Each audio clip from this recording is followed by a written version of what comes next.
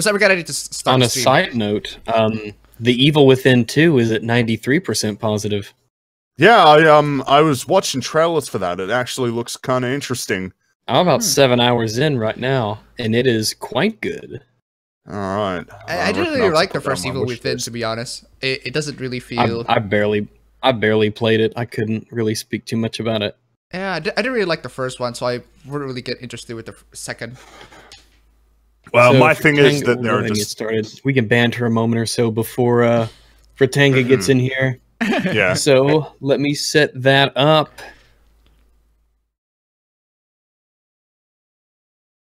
Oh, by the way, hello guys, what's up? Welcome to another installment of appabend streams. We just started off, and Rags apparently just You're started out. streaming.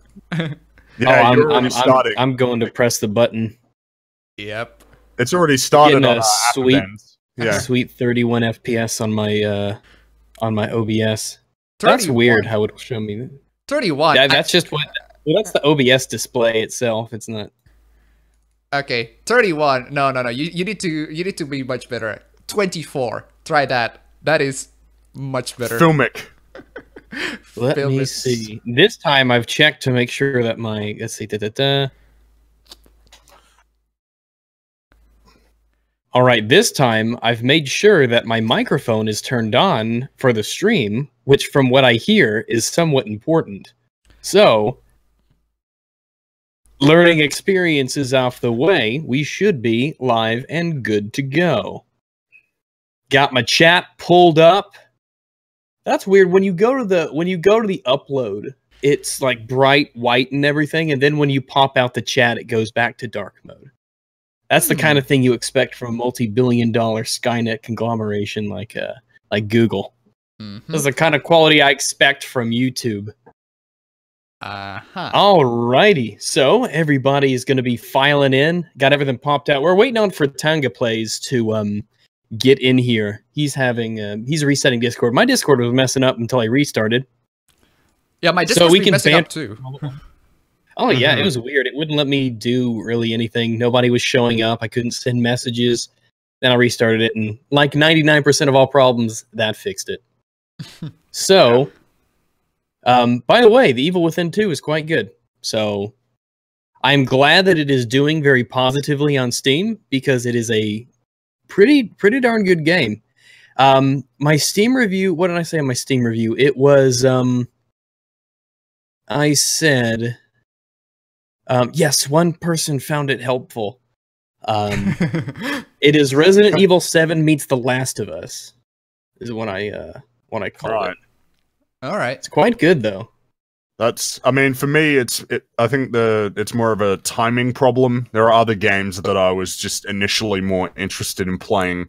So even if I find out that it's good, I'd still rather wait, just because South Park comes out in like 4 days. So that's the first one on my list. Huh. Come to think of it, there haven't been any games that I anticipate in the coming years. I'm gonna see what upcoming games come out. I mean, well, that's the thing. I try not to look that far ahead. I look like the week of, and if the game is good, then I go for it, because I set myself up for failure when I look for games in the future that are coming out, and I hype them up more than they need to be. Then they come out, and it turns out that they're pay to win, or they're just bad, or they're not optimized. Yeah, I learned that lesson a long time ago with Destiny. That was the game that really ended it for me, getting hyped for anything. I hate that game so fucking much. Oh, geez. Witness May sent $10, and we haven't even gotten to the meat and bones of the stream, thanks to Fritanga. I had to drop my Patreon sub, but here's some shekels because Chrome told me where you live. Well, thanks so much. Gotcha. Witness May, $10. Thanks very much. Thanks very much. Let me see. We're just gonna give Fritanga just another minute here. And I probably shouldn't be showing a Twitter feed, because sometimes people tweet things that are inappropriate. Yeah, but today, yeah, it's just sometimes it's a little European game rating, body agree, ESRB. I got my Wikipedia thing pulled up. It should be an interesting discussion. It's certainly topical. Certainly topical. I think it's an issue that really needs to be sorted out legally very soon, because as of right now, it's a big part of the business model for the most profitable entertainment industry in the world, and yet it's still basically unlegislated in any country. It's really odd. You know, I have this tweet from somebody who used to work in like an MMORPG of some sort, and it's actually very interesting, his perspective. I'll try to share it on the Discord. I'll share the general chat. Here it is.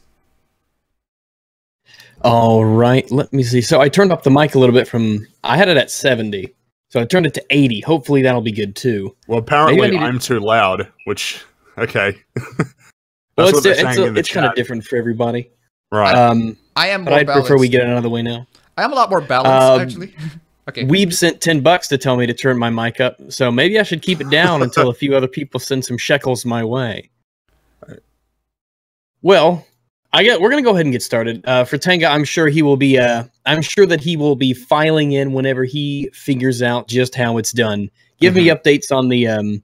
Give me updates on how the sound turns out. Yeah. So Fringy is where super shall we loud. start? Yeah, that's what they're all saying. Apparently I'm peaking, but I'm just speaking in my normal voice, so I'm not sure what's going on. And Let me turn my I turned you volume down down on a my bit. end. You're crackling you now. did? I don't know why. So yeah, that's very strange. I turned you down for me, but that's all right. We will update it as things go along. Give me a minute. Kyle Daubert sent $10. Love your content, Rex. Keep up the great work. I will, and I'll do it with my buddies here. Speaking of which, I am here with Appabend and Fringy, and Fritanga hopefully will be on the way. Bulletberry's probably going to be a no-show. Oh, you You're just crackling said now. I Probably don't know wouldn't why. be able to make it. Yeah, That's very strange. I turned you down for me, but that's all right. We will update it as things go along. Kyle, now I can hear me whenever he figures out just how it's done. Somebody's Give me echoing. updates What's going on? Yeah, give me updates on how the sound turns out. How Yep. come I can hear myself? Where Yeah, shall I we just start? said Fringy that. is super loud. He is? Yeah, that's what they're all saying. What am I hearing? Apparently I'm Yeah, peaking, but I'm just speaking in my normal voice, so I'm not sure what's going on. Well, Let me turn my volume. What What the fuck? what is going on? Because now I could hear myself. I could hear myself as well. I think that was That's very appabend. strange. What? Yeah. I'm sorry? Just No, a moment ago, it was like echoing what we just said like 20 seconds ago. Yeah, I didn't even know where it came from. Oh, Yeah. really? Oh, well. Sorry. Okay. Yeah, it's very strange. That was strange. Anyway, so recently we've had some issues regarding games and microtransactions and loot boxes, and every once in a while we have something that comes out and it brings it back into the discussion. I know back a while ago we had the T Martin and who was it? Psy Syndicate? Pro Syndicate. Pro Syndicate. And they somehow got off scot-free with their very much illegal act of, well, this site that they just happened to find. And we all know the story about that. Yeah. Oh, there's this. I found this new website. I found this Still website. It Out just of so nowhere. happens this website I found, I started and didn't tell. It's crazy. I own this place. It's weird when you're going around on the internet and you discover websites that you happen to own. It's like, oh, that's awfully I convenient. happened to find this website called Crude Penguin. What do you know? There was this YouTube channel named Rags. I could post anything I want there. That's weird. Good thing I like dogs. So, recently, Battlefront 2 has had a little bit of controversy, obviously, with its pay-to-win loot boxes and its microtransaction system based around that, and the progression system, because it's all tied into one. You don't just rank up and get stuff and rank up and get stuff. All of the progression in the game, as far as I understand, is tied to loot boxes. That seems to be the way that the system works, is that the whole... I'm not sure if it's a card system. Well, I think it was a card system or something like that, or a perk system. And that seems to be the entire progression system. Like, you can't avoid it. And this isn't like, I mean, we take a game like Dirty Bomb, which is in the very, if you want to be extremely anally technical about it, is pay to win for about 10 minutes. Then it's not. So in every sense of the colloquial term, it isn't. It's a very, very fair system. And then you have games like Battlefront 2, and I watched Angry Joe's video, and I read some stuff on it, and some of these upgrades that you can get through the cards and stuff are they're pretty substantial. Yep. We're talking a 50% damage reduction as Boba Fett while you're using your jetpack, and that can be upgraded eventually to a 100% damage reduction if you're playing as Boba Fett while using your jetpack. That's insane. That's a huge difference. And the fact that you can just spend money and buy this stuff, and that is how you proceed in the game, is obviously, we don't have to explain why people are up in arms about it. Now, when it comes to EA, they are apparently looking into the feed. And look, when it comes to feedback, they knew exactly how people would take it, right? So, I mean, I guess good on them for, you know, going back on it to a degree. But come on, let's be honest. What can they do? The game's coming out in less than a month. What can they do to change the system? Well, I think that the fundamentals of the system, tying progression to loot boxes, I don't know if they could change that. No, I don't think they could. What they can do, though, is they could change how you get them and the rate at which you get them and what you have to do to get them. And maybe dial back the ridiculous advantages. You know, maybe not have a 100% reduction of damage. You know, it's not like a 10 or 20. And 20% damage reduction is a big deal, really. But a 100% damage reduction when you're jetpacking, and you should be at your most vulnerable, is insane. Yep. EA rebuffs pay-to-win loot criticisms of Star Wars Battlefront 2, which they knew people would hate it. They knew people wouldn't like it. They knew exactly what gamers would say. This was just a test run to put their toe in the water to see what they would get and to see what the reaction, you know, how loud the reaction would be. This wasn't them trying to find out if people would like it or not. EA's not dumb. They knew exactly what they were doing. They just wanted to see if people would go for it. I think this year is definitely the litmus test in terms of just how far they can push it. Because we have Shadow of War, where it has gameplay affecting microtransactions, and now Star Wars Battlefront 2. And I think whether or not the backlash actually results in any sort of effect, I guess, on the game, in terms of lost sales or people not actually spending money on the microtransactions, will have a lasting impact on business models in AAA games over the next few years. This is probably the last chance that we have to actually make a difference, or just boycott the game. It's imperative that, I mean, I won't buy Battlefront 2 unless they change it. I mean, like, change it. And the thing is, luckily, I've got so many games to play, I'm not exactly invested immensely in whether or not I get to play the latest third-person shooter game from EA. I'm not in a position where I have to look forward to singular titles that much. Especially this year, especially over the next few months. There are so many games coming out. We got Evil Within came out yesterday, South Park, Wolfenstein, Super Mario Odyssey, Assassin's Creed, and even another first-person shooter, Call of Duty World War II. There are a lot of major games to play over the next month. Now, and Vermintide 2, its release is going to be in a few days too, or not its release, its reveal will be in a few days. Also, I mean, I will give EA the credit of having the DLC for this game being free and available to everybody. But if the asterisk at the end of that sentence, as you said in your video, is that the system is pay to win for progression, it's obviously not worth it. No, that's right. Those two things don't have to be linked hand in hand. What were the sales of the first Battlefront? I imagine 14 million, at least within the first 8 months. So it could even be higher than that. Oh, I bet it definitely is. So let's just cut it there, and let's be very conservative and say that it sold 14 million copies. First off, that's insane. Second off,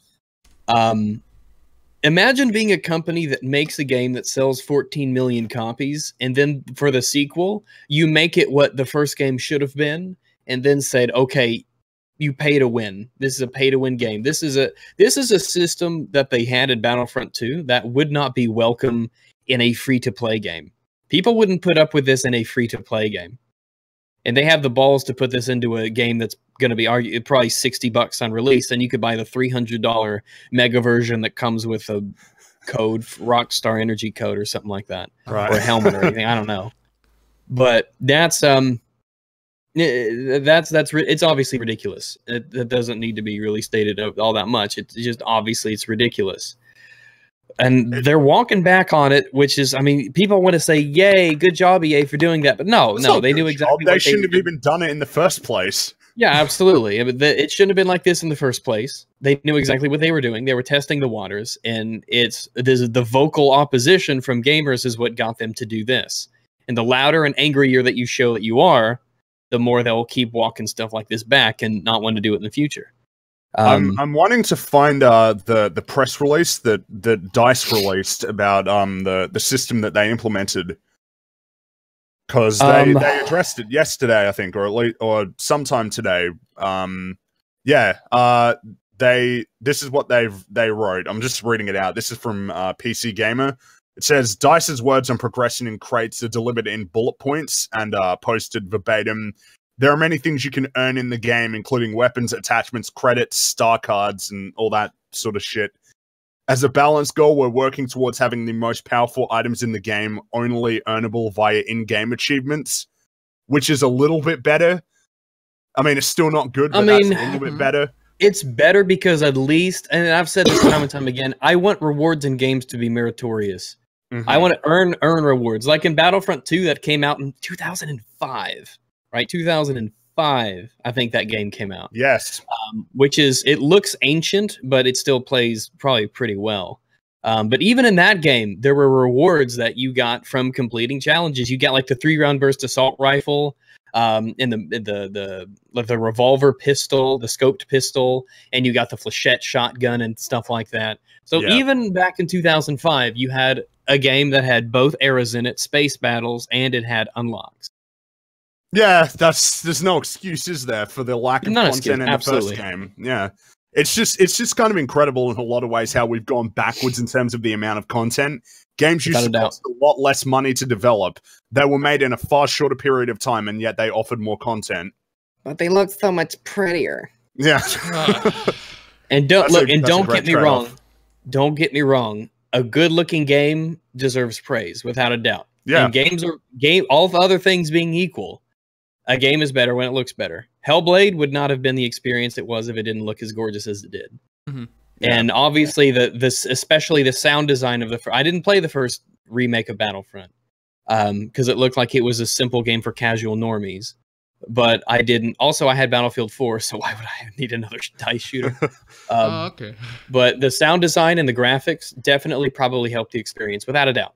It elevated the experience. It was probably the most authentic Star Wars game ever made. Yeah, they even have the original sound effects. That's how dedicated that's right. Oh yeah, it sounded. I know when the reveal trailer came out, I was like, just close your eyes, and it's an amazing game.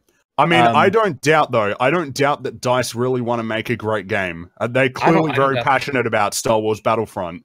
They clearly love this series, but even still, for me, that's not good enough to abide by this sort of system. Yeah, exactly. It's inherently exploitative.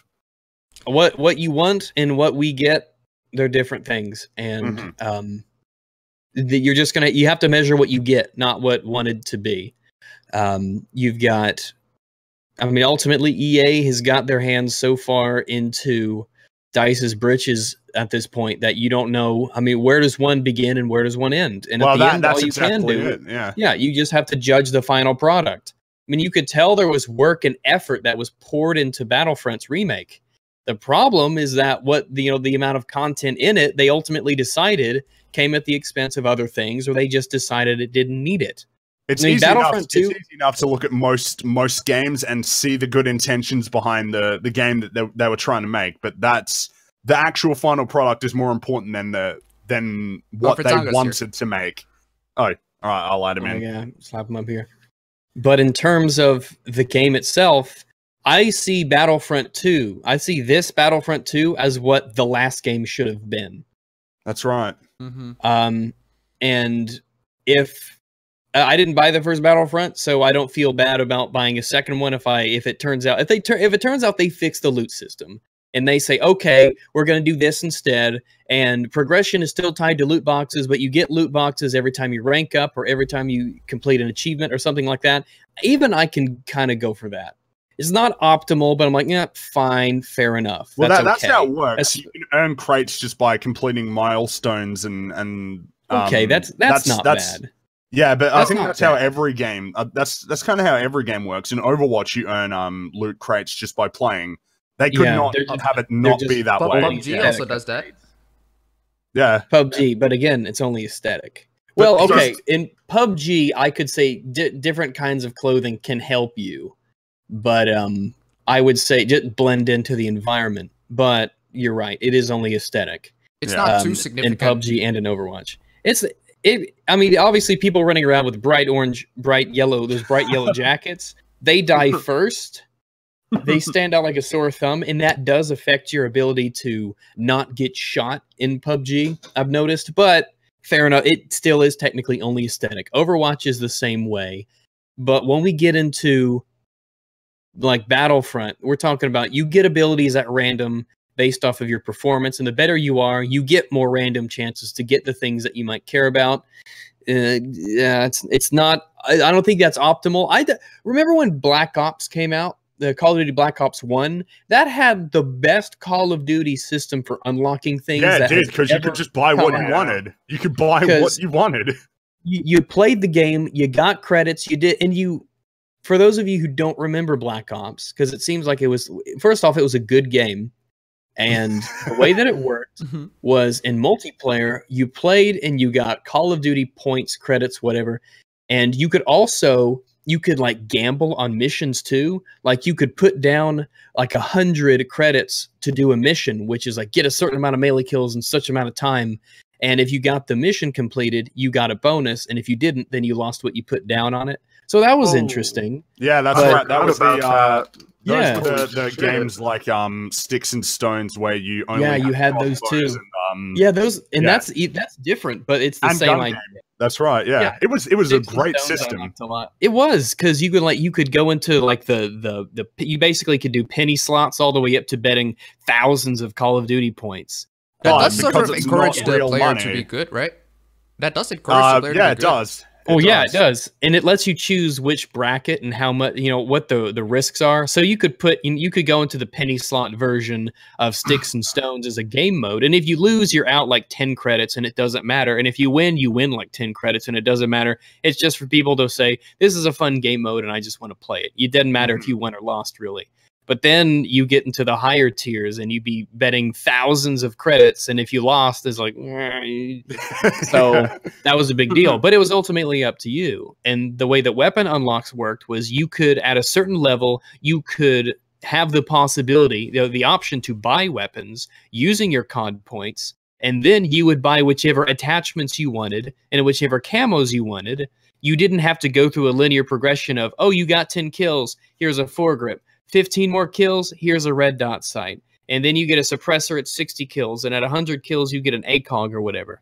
You could choose which attachments you wanted and just buy them outright. And it worked the same way with the perks as well. You could just buy Yes, whatever and perks perks you the wanted. same way. Yes, It's Was it- interesting and it was the that, best system. It's interesting that Call of Duty actually it's basically it's not like gambling with the real money or something. It's gambling with the actual No, credits, it's which not is real fine. money. Yeah. Mhm. It's gambling with in-game currency, and that's cool. I actually like that. It can add a sense of tension to the games, especially when they get close and you have all these credits on the line.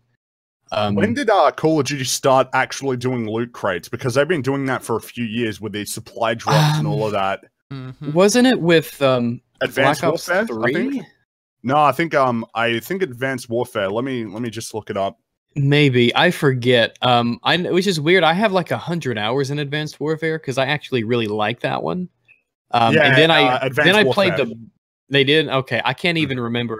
No wait, yeah, you got because the weapons had like skins and they would be different, Yeah, and then that's some right. weapons would just be better than others because you. Okay, yeah. I remember. I didn't like that part about it. Luckily, for the most part, it wasn't. Apparently, a it huge started in impact. Black Ops 3. No, Advanced Warfare. It was Really? definitely Advanced Warfare. Yeah, I'm on the Call of Duty wiki, Oh, and that's where I found it. Yeah. Advanced Warfare. But I can't remember where it started though. It's just a main. Oh, I think Fritanga's dropped out. No, there he is. Yeah. I didn't even look. I played the beta of Black Ops 3, and I was like, I can felt like anyone I hear had me? enough. Yeah, we can Yeah, hear I you, can- Fritanga. Yeah, we can hear you. Sorry about that, guys. Discord was being a dying cancer patient for a minute. I was like, yeah, it has its moments every once in a while. Yeah, it's It's like you want to put it out of its misery, but then you put it on life support to give it a chance and stuff. All right. It's more like you kill it and you resuscitate it over and over There. until it does what you want. If this was Tron, that would be a horror movie. But it's not, so we're good. Okay, cool. we've Continue. got- Continue. Let's see, Black Ops 3, I played the beta and felt like I got enough. And Black Ops 3 was fine. As a game, Black Ops 3 was actually fairly decent. I just didn't want another Call of Duty game. Yeah. Infinite Warfare was fucking garbage. I hated Infinite Warfare. I didn't like it at all. I've yet to play it. Oh, it was. I played the open weekend beta thing. It was fucking shit. Oh my god. Terrible. My motivations to play any Call of Duty are so low that I decided to play Infinite Warfare on my brother's PS4. That's how much I don't care about Call of Duty. Oh yeah, I imagine. I played the Call of Duty World War II beta, and I was fairly impressed. It played really well. It ran well. The controls were very responsive on PC. I like the mouse aiming was like 1-to-1. Things did what I told them to, and so that helped me. It was very easy though. I did very, very well, and I basically know nothing about Call of Duty. It's a very simple game. There's nothing. But to I had it. fun. But I had fun playing it. It felt like a Call of Duty game, and they had simplified it, I think, in mostly good ways. And anyway, some people actually thought we'd be talking about loot boxes. It's interesting that a lot of Call of Duty players are into consoles. Because my brother played it in a console. Most of his friends also played it in a console too. I can't imagine aiming on a controller now. I can't imagine it. Oh god, I was trying to aim. I was trying to snipe on the PS4 version. It's literally an impossibility if you've been playing on the PC. It's like you have to adapt to a whole new controller setup, and I just can't go back to it, no matter how hard I try. And even then, I still came out the top. I think the appeal for the console version is the multiplayer, the split screen one, because lots of people. Yeah, split screen was a big deal. I know when I was younger and I played on consoles. Oh yeah, I mean it ran like garbage, but you know. Of course, but remember though, Halo 5 didn't need to have split screen. It's not like couch co-op was a huge component of every single Halo game. Couch co-op Halo! Some of my favorite gaming moments of my life were couch co-op gaming in Halo. Oh boy. I heard, Halo by 2. the way, while it's on my mind, somebody told me on Twitter that when it comes to Overwatch, you could spend all your credits to buy like the stickers and the voice lines for really, really cheap, so that loot boxes, when you get them, tend to spit you out higher value things that you haven't gotten yet. I don't know about that. I don't know if there's any truth to that. But that's just what I heard. Dolphin just sent me a Discord message saying that Shadow of War players are using tricks and cheats to combat loot boxes. Oh, I heard about that. Which doesn't surprise me at all. Yeah. More power to them. Exploit the game. If you decline Shadow of War's terms of service, it forces you to play offline and rids the game of the controversial market. Thus, no loot boxes. Oh, all right. Oh yeah, you could literally just use Trainer. The Trainer is basically just a free version of the loot boxes in some ways. I personally prefer the way Paladins does it. I like the way Paladins does it. Paladins has a pretty... Paladins has an okay system. Yeah, it works fine. The problem is that, for the most part, Paladins... I care about skins just so little in Paladins. I care about them in Overwatch, but I don't care about them in Paladins. Yeah, the ones in Overwatch have this real sort of allure to them. They're just so brilliantly designed, and they're, it's like, I want it. With a lot of other games, I just don't give a shit. Paladins lacks, the characters are just so generic looking. I can't explain it. Honestly, none of them... skins in Overwatch are crazy. This Cthulhu skin for Zenyatta is insanely good. Yep. Speaking of, I really got to get back onto Overwatch, especially for this I got back into Overwatch not too long ago, and I play it pretty much all the time now, and I really, really like it. It's lots of especially with Halloween, they try to promote a lot of new skins and everything like that. Last year's Mercy's Overwatch skin was Mercy skin I wanted. Oh, that's one of the few ones I got. Oh my god, it's such a good skin. Who's the character that basically dressed up like the Zorg Queen? Who is she? Was it Symmetra. Symmetra. She's got the dragon skin now, and Yeah, full frontal nudity. Damn. Oh, they're not going to like that over a feminist frequency. Well, Time out. dude, feminist freak. Anita was shitting all over Blade Runner. Was she really? And She really was. That is I a line poop you don't you cross not. for me. One of my favorite movies. You don't dare talk badly about that movie. Yeah. Let me Oh look. shit, that's up to 213 likes. Oh my god! She said, "Let's start this new account off with a bang." I thought Blade Runner 2049 kind of sucked. It's like, She's of wrong. course you hate. I mean, she's wrong. She's Wrong. just objectively wrong. Well, Wrong. actually, she has a video called. She's got a video called "Flying Cars, Robots, Racism. Are you ready for Blade Runner 2049?" I think Yeah, we're getting it's- a little she hates- off on that. I know that one of her complaints about Blade Runner is that it doesn't focus on racism, but that's because she's missing the whole point of the whole film. It's not about races; it's about humans and replicants. It's like that's what it's about. It's not about races or sexes. Comments are disabled for this video. Oh yeah, Of course. Dislikes are disabled. That's called starting a conversation, don't you know? Oh, it's lovely. I just want to have I a wanna- dialogue. I just want to have a dialogue. I just want to have a dialogue. Comments disabled, likes and dislikes are hidden, and you're blocked on Twitter. It's like, okay, I'll dialogue with him. Actually, I've Yes. never checked if she blocked me on Twitter. I don't. She hasn't yet, but I'm Probably shocked not. she hasn't yet. No, I'm she certain hasn't. that it is a ticking time bomb that I will be blocked by Anita fucking Sarkeesian on Twitter. Yeah, I'm just looking at the tweets right now. She's talking about one of the. I feel like I can't talk about the character without spoiling the film, but one of the characters, who's sort of related to Ryan Gosling's character, and she's saying that she's basically just pure male wish fulfillment. That was kind of the whole fucking point. That was the whole point. Come on, Jesus. do we watch the same movie? It's a holographic waifu, obviously. Jeez. No. What she's watching is oppression, and she's watching racism on the screen. What you're watching is a movie, you fucking idiot. But it is interesting though that she says she's saying that it's sexist when one of the main antagonistic forces is basically like this badass replicant chick who, you know, Well, I haven't seen it yet. I'm probably going to tomorrow because my dad and we love the first Blade Runner because we're human beings, and so we're very very excited to see this next one because I heard this one is really good. great. It's really great. It's a sequel that doesn't necessarily need to exist, but it's one of the best sequels ever made for a film. It's And a that's- And I don't It's care bombing. if people disagree with me. I It's- think the Ghost in the Shell movie was pretty darn good. Yeah, I it's like not, that it's not that. I've It's never not that gotten bad. to Ghost in the Shell. It's not that bad. Never gotten to Ghost in the Shell. The new one is good, Fringy. It is good. I really like it. All right, I might take a look at it. Did any of you like it? Any of you? I loved loved I it. didn't- it. I didn't see it. I I don't have as any well. interest in horror movies. I just don't. Oh, we're in They just- October. They don't do it for me. Yesterday was Okay. Friday the 13th. Oh, now it's Friday the 13th. Well, I'm in some of playing you. The Evil Within 2, so that's like a thing. Yeah, I find that horror games are generally sort of 7.4 more hours. interesting than horror films. I think horror works better in an interactive medium. Yeah, when you have to force yourself, didn't you? That's right.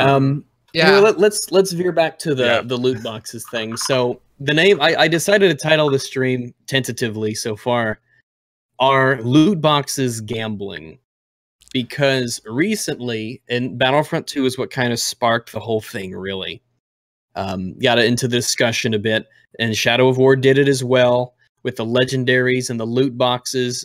And Assassin's Creed Origins has loot crate chest things too.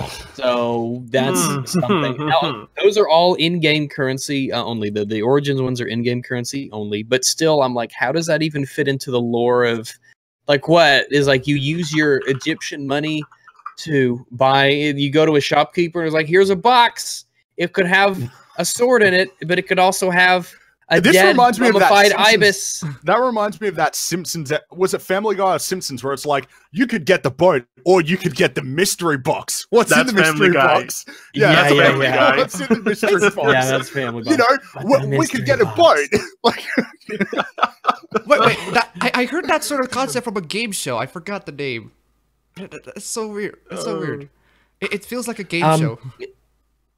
Anyway, European Game Rating Body agrees with E ESRB. Loot boxes aren't gambling. oh, Peggy and the UK trade group Yuki say it's not their job to make the rules.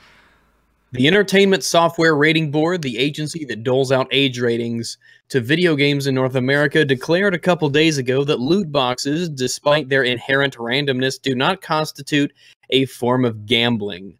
The reason, simply put, is that while you don't know what you're going to get out of them, you know you're going to get something. Unlike a lottery ticket, say, where the great likelihood is that your money is just going up in smoke. Okay, let's address this straight up. Let me, with let's address how example. Like, I'll give you an anecdotal example. Last year, I wanted to get that Mercy skin. I really wanted that Mercy skin, and I didn't get it. And I think I got it like the first one too. It's so good. I think I spent $10 on loot crates, and I feel like an idiot for it. I spent $10, and I wanted that skin. I didn't get that skin. Sure, I got other skins, but it's not the skin that I wanted. How can anybody look at that and say, yeah, well, it's not really gambling? I mean, we know that you put down your money knowing that there was a percentage chance you wouldn't get what you wanted, but you still got something. The reasoning is dumb because, as I pointed out on Twitter, the reasoning was at least you get something. You're guaranteed to get something. So let's take that with the logical step. If a casino guarantees that every pull of the lever at the slot machine gives you at least a single penny back, it's no longer gambling. Because you're guaranteed a penny. You're in Jesus. Legally. Legally, morally, in any realistic, pragmatic sense, no. It's still gambling. It's also ironic that Beggy has a warning that a number of video game content warnings, one of which is for gambling, and yet they say that loot boxes isn't for gambling. So they basically say they put bad language. They put bad language, discrimination, drugs, fear, online, all of these warnings, and then gambling is one of them, and yet they say loot boxes isn't gambling. So I see this a couple further. I can already see two comments that say I don't really feel like it's gambling. That's not relevant what you feel, but not really. Someone said loot boxes are gambling in its purest form. I don't get it. And someone replied, not really, since the payout does not have monetary equivalent. So it is impossible to say if the payout is ever less. That's not even true, though. I mean, what about the case of CS:GO Lotto? Wasn't that instances where they got reselling of content in a game?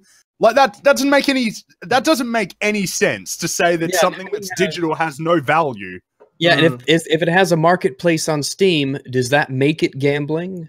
And so loot boxes in Overwatch are not gambling, but gambling. It is gambling in PUBG and in Counter-Strike because they have markets attached to them.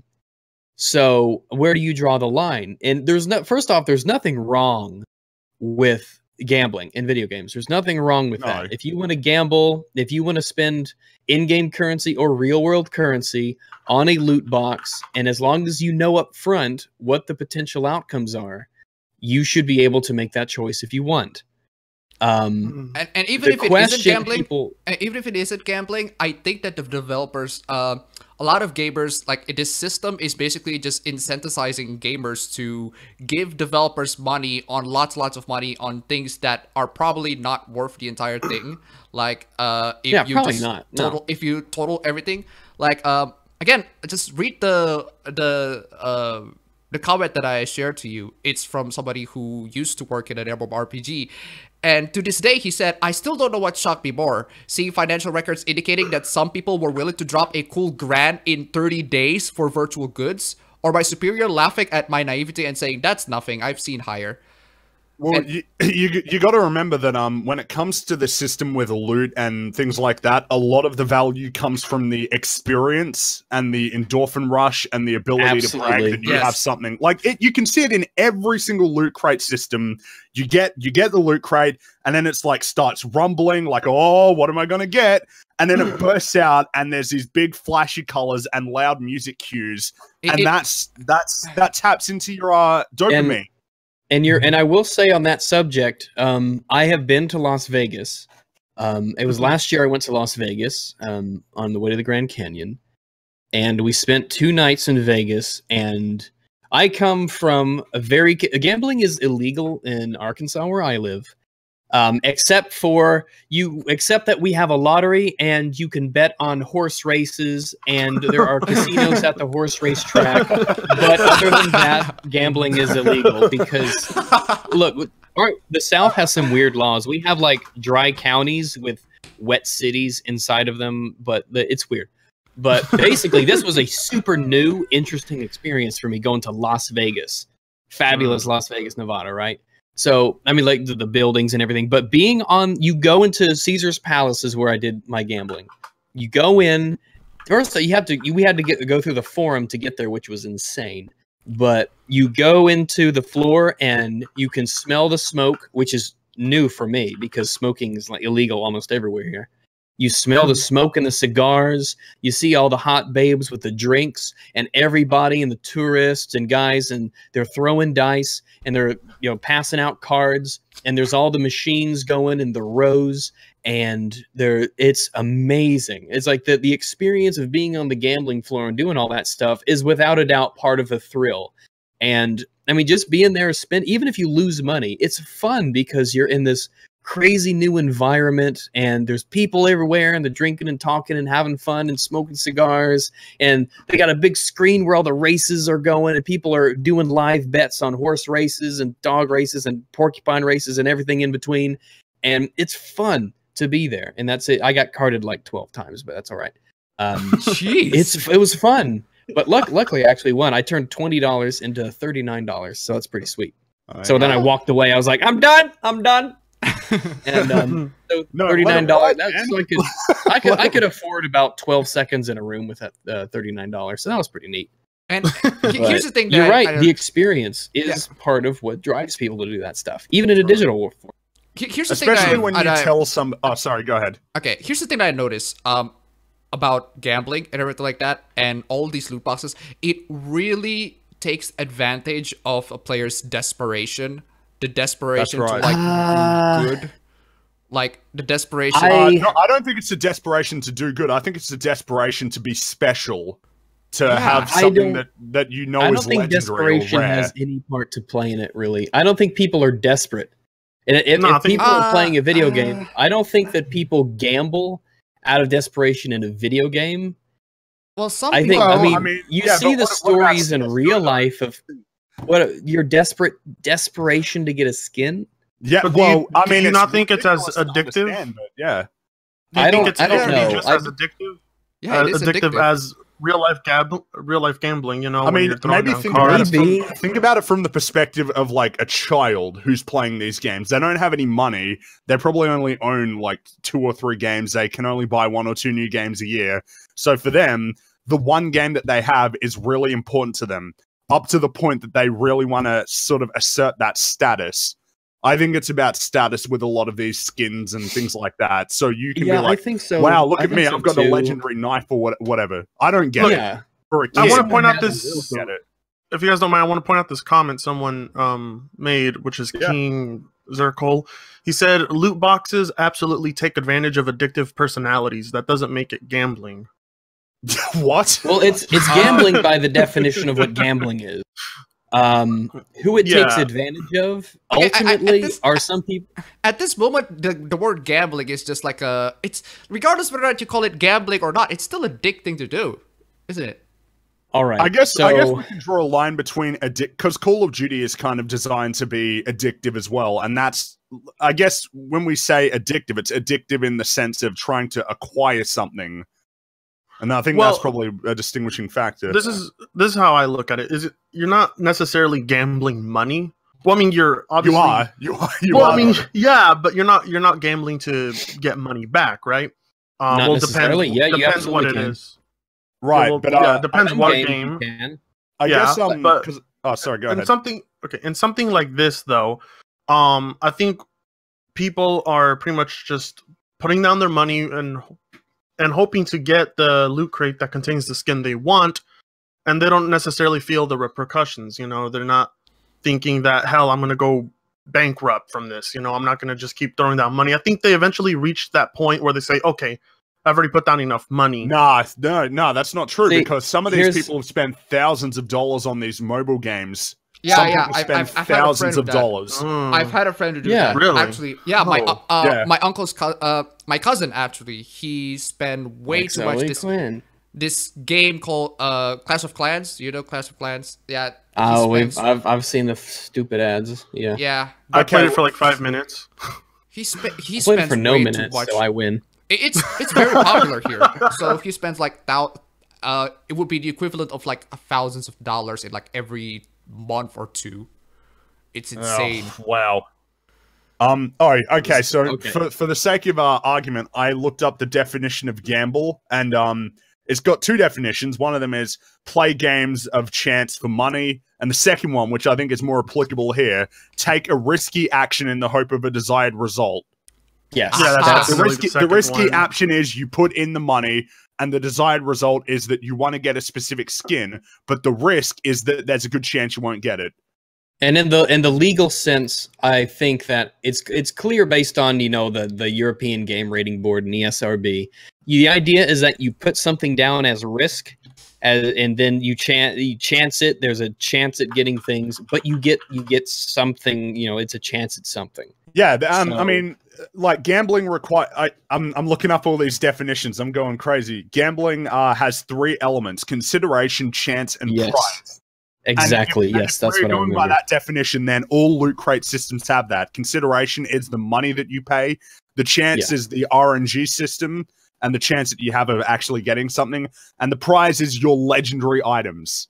I think we should not be And- more focused on the content of that is being gambled, because let's just say, okay, it is gambling. It is gambling, or it isn't gambling. It stays there, and some people might say, "Oh, it's an optional thing to do. You don't really have to spend money on it." But then, when that's the realization, the game developers, they can just basically make the game so that it is designed so that to the point you actually need the loot box, because that's like Well, the that's- issue then here. people- That's and- exactly it. Yeah. Yeah, and when it comes to Overwatch, I think it gets a pass from a lot of people because it doesn't affect gameplay. Wait. There's And also it is a the- game that I think Top Hats tweeted this out. He was a little bit I don't know, in a dilemma on whether or not he should accept loot boxes, because he buys a lot of Hearthstone card packs. Yeah. So Oh yeah. Well, somebody asked a Magic the Gathering question. ZX036 said, "So should Magic cards be regulated because it's gambling as well as pay to win?" But isn't Magic cards where you specifically buy the cards that you want? You can do that. Every card has specific value to it, and you could go online and find out what the value of those cards Stream is. dead, I used to be apparently, big. your I end. used to be big into Magic.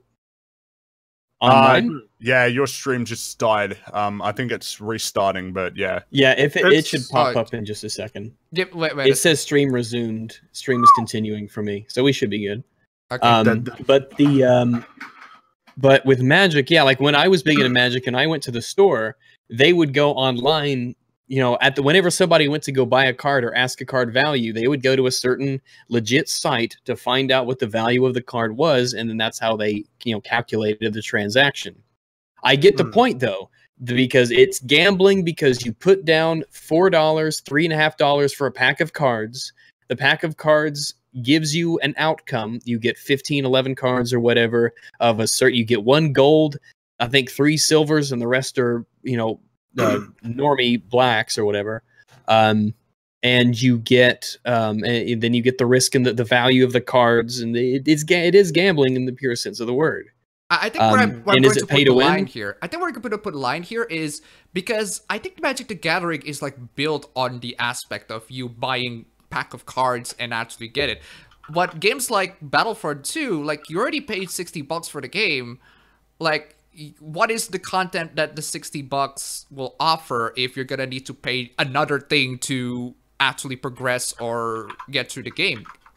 It's Well, Well, the that's point- the thing is, Well, it doesn't matter really what the value is of whatever you get, because the value is whatever any person wants to assign to it.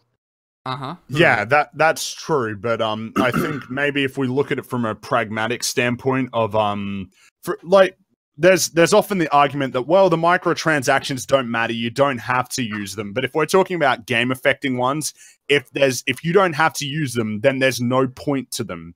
And if there's no point to them, they wouldn't be in the game. Well, I was saying about Overwatch really quick, but the reason people can say that, at least in Overwatch, it's all aesthetic. It That's doesn't right. affect gameplay in any way. And also, all the DLC for Overwatch is free. That's to Every me. update- That's the trade-off for it. Yeah.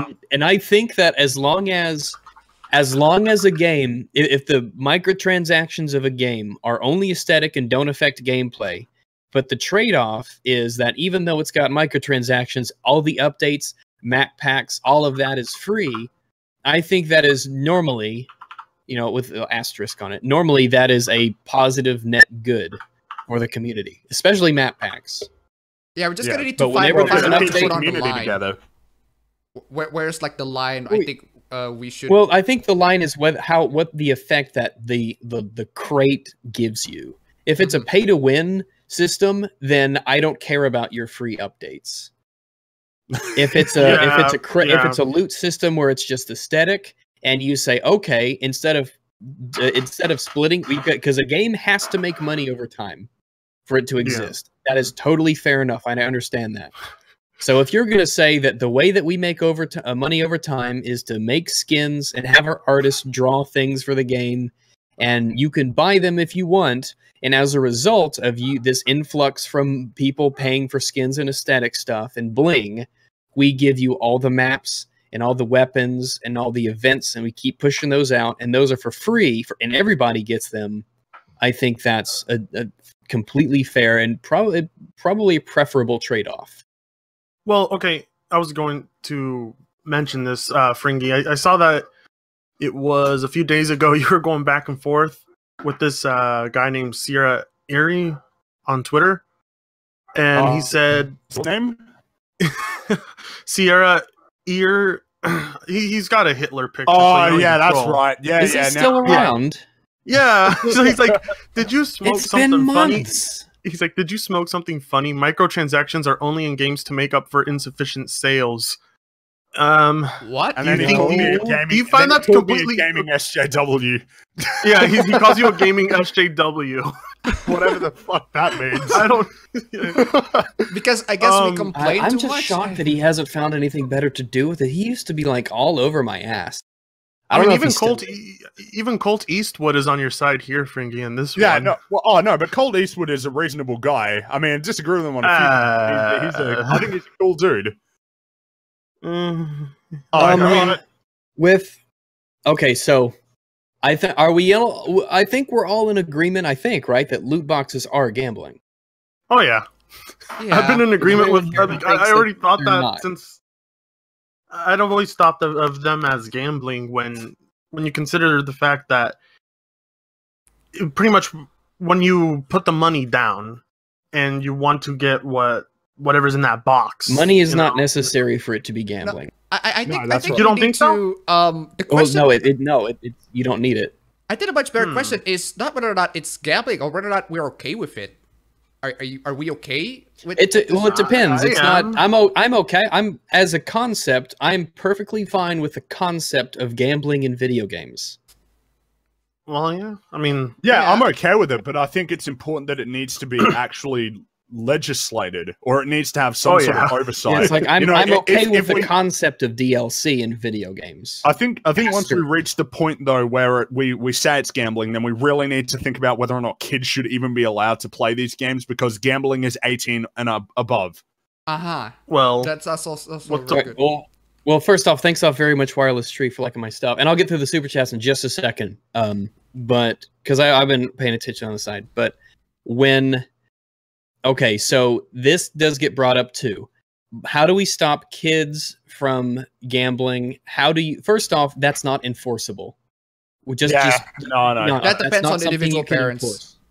But I Yeah, think that that it is- would be that's the worthwhile parents' for the parents to actually know what games the kids are playing.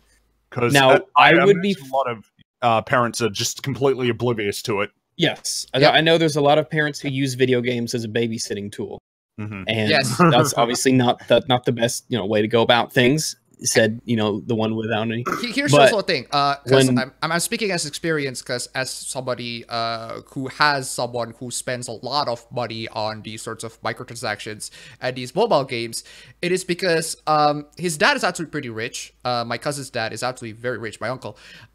He doesn't really watch his kid a lot. He just gives the kid the iPhone and also give him access to the Google Play wallet or something. Like, he just gives him access on that because Yeah, he that's doesn't dumb. really- That's on the parent there. That's very irresponsible. Look, I mean, ultimately, it's not.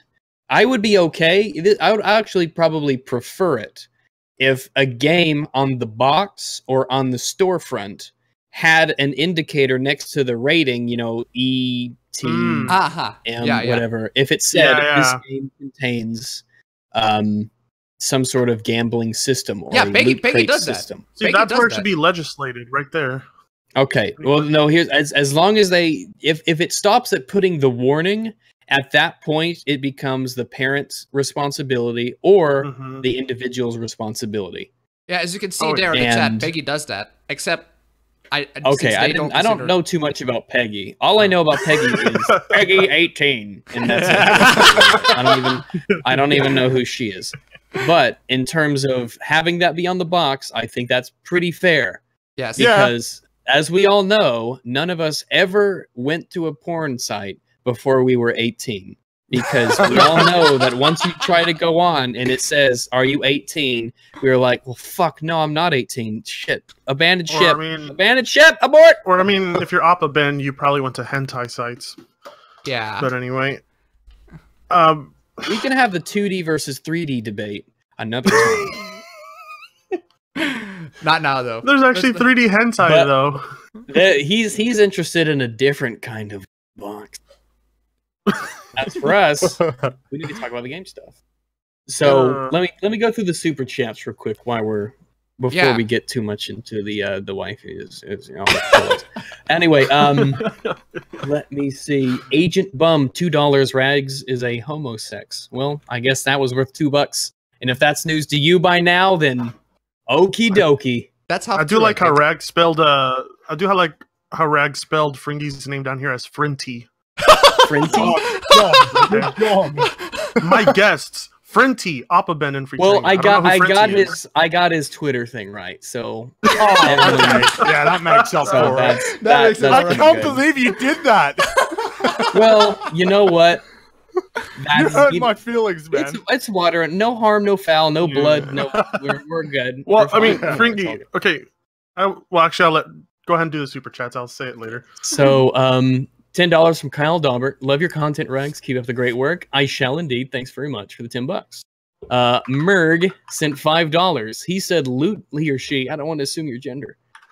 Loot boxes are gambling, and that won't be a big deal if they had safeguards against it. But since they don't, it's a huge issue. Well, I don't know what the safeguards would be.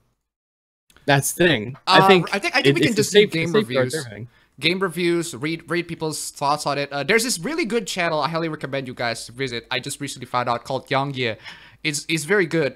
He covers up lots Okay, and we'll know lots of exactly how to spell that. Let me see. What's the channel? Yang Yeah, without the H. Yang Yeah. I'll send you the link. He's a Young, Singaporean. yeah.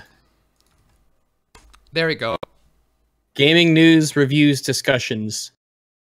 Definitely. He doesn't follow me, so fuck this guy. He's not active on Twitter though, so Yeah, it seems to be an automated thing here. I'll take a look at it and I'll check it out later. I'll leave that up. He hates loot boxes with a passion. He covers up every single thing. Every single game with loot boxes, he just covers it up. Oh, dude, that's commendable, man. Yeah. That's right. He's just like Shadow of War. Devs fail attempt to justify loot boxes. Assassin's Creed. May Yeah, have but I loot don't really. boxes. I can't Jesus. put that on the devs, to be honest with you. I kind of feel bad for the devs. Yeah. I feel like I think it's publishers. It's publishers being greedy is all it is. Yeah, because even think about what was that with the DLC for the man who passed away? Yeah. Like there's no way that the developers were cool with that. Yeah. No way. I don't know. That thing turns me off so much out of the game. it's just so. It's really just it makes you feel icky, doesn't it? It's just like yeah. I just couldn't be bothered. I really want to play Shadow of War. I just that thing. It just. I can't. I don't. The last thing I need is another big game to get into right now. I'm still. I think the thing that I really don't like about that whole issue Fort is Hog Orc Slayer was the guy's that's right. name. I think the thing that I really don't like about it is that it turned a man's passing into a controversy about DLC. Yeah, I mean, it's like that's such a scummy move. That's such a scummy fucking move. Scummy move in every in every direction. In every direction I find it scummy. I just so they basically take they get all the profits from the DLC into the charity except when it's the international version. That's right. There were and it's also a state by state thing too. That's right. I think Massachusetts, Alabama, they're exempt. Yeah, wouldn't it be just better if the developer just donated directly to them, to the family? Or if they did such and such percentage of total sales. Obviously they were trying to make money off of someone dying. Yeah, it's I mean, I'm sure legal issues were a factor, but there had to be a way to get around it. I mean, this is Warner Brothers. Oh yeah, the DLC is free now. By the way, the DLC is free now. Yeah, it is. Thank God. They went back and gave it out for free, which is what it should have been from. I mean, if there's no backlash to it, I'm pretty sure that they would have still charged for it. There was that in an alternate universe where that wouldn't have had backlash. Anyway, super chats here. Christopher Horde, $10. Thank you very much, Christopher. He says, thinking about upgrading to 1080 Ti. Are SLIs worth it? Heard they're not well supported. Thanks for the content. SLI is generally not at all worth it. There are some they generally help, and in some games they help a lot. But if money is not an issue, I guess go for it. But that's only if money isn't an issue. 1080 Ti is a lot of horsepower. And some games run better in single card. PUBG is an excellent example. I get way better FPS in PUBG with only one card running.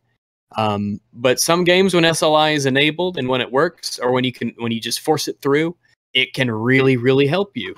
But is it worth it? No. The amount of money you put in for the FPS you get back generally, not at all worth it. It's just one of those things, I've got money to burn, so here's another card. I think it's a very luxurious thing, though. It is. It absolutely is a luxury. Is it any useful for video rendering? No, I don't think so. No. I'm someone who use Vegas, and both in Vegas and Premiere, apparently they both do not support newer cards.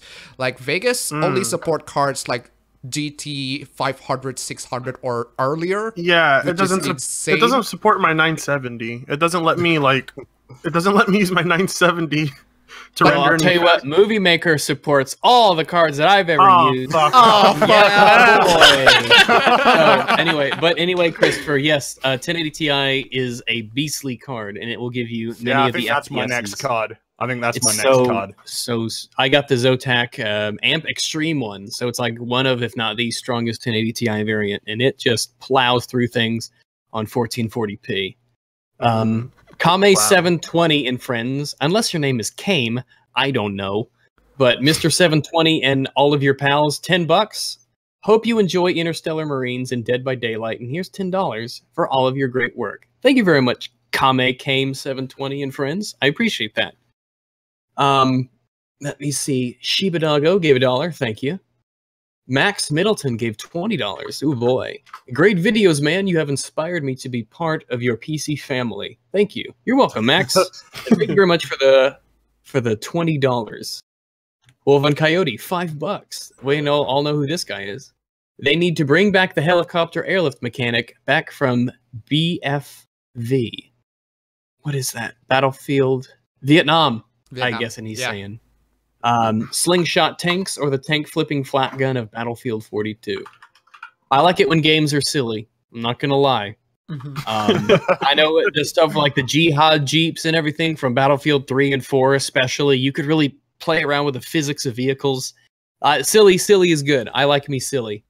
Like in Vermintide. Vermintide's physics are awful, and I love it. So, Flippant Solutions, $10. Don't buy games with microtransactions. Don't play games with microtransactions. Vote with your wallet, and don't let other humans buy or play games with microtransactions. Don't be a useful cop-out. I don't know about the last bit. Don't let other humans buy or play No, I mean, games of course they're allowed to buy whatever So, games they so- want. I'm not the arbiter of but what yes. people are allowed to play. So if here, they hate the when business it comes practice, absolutely well, don't. when it comes to what you should and shouldn't buy, you should not buy pay-to-win microtransactions ever.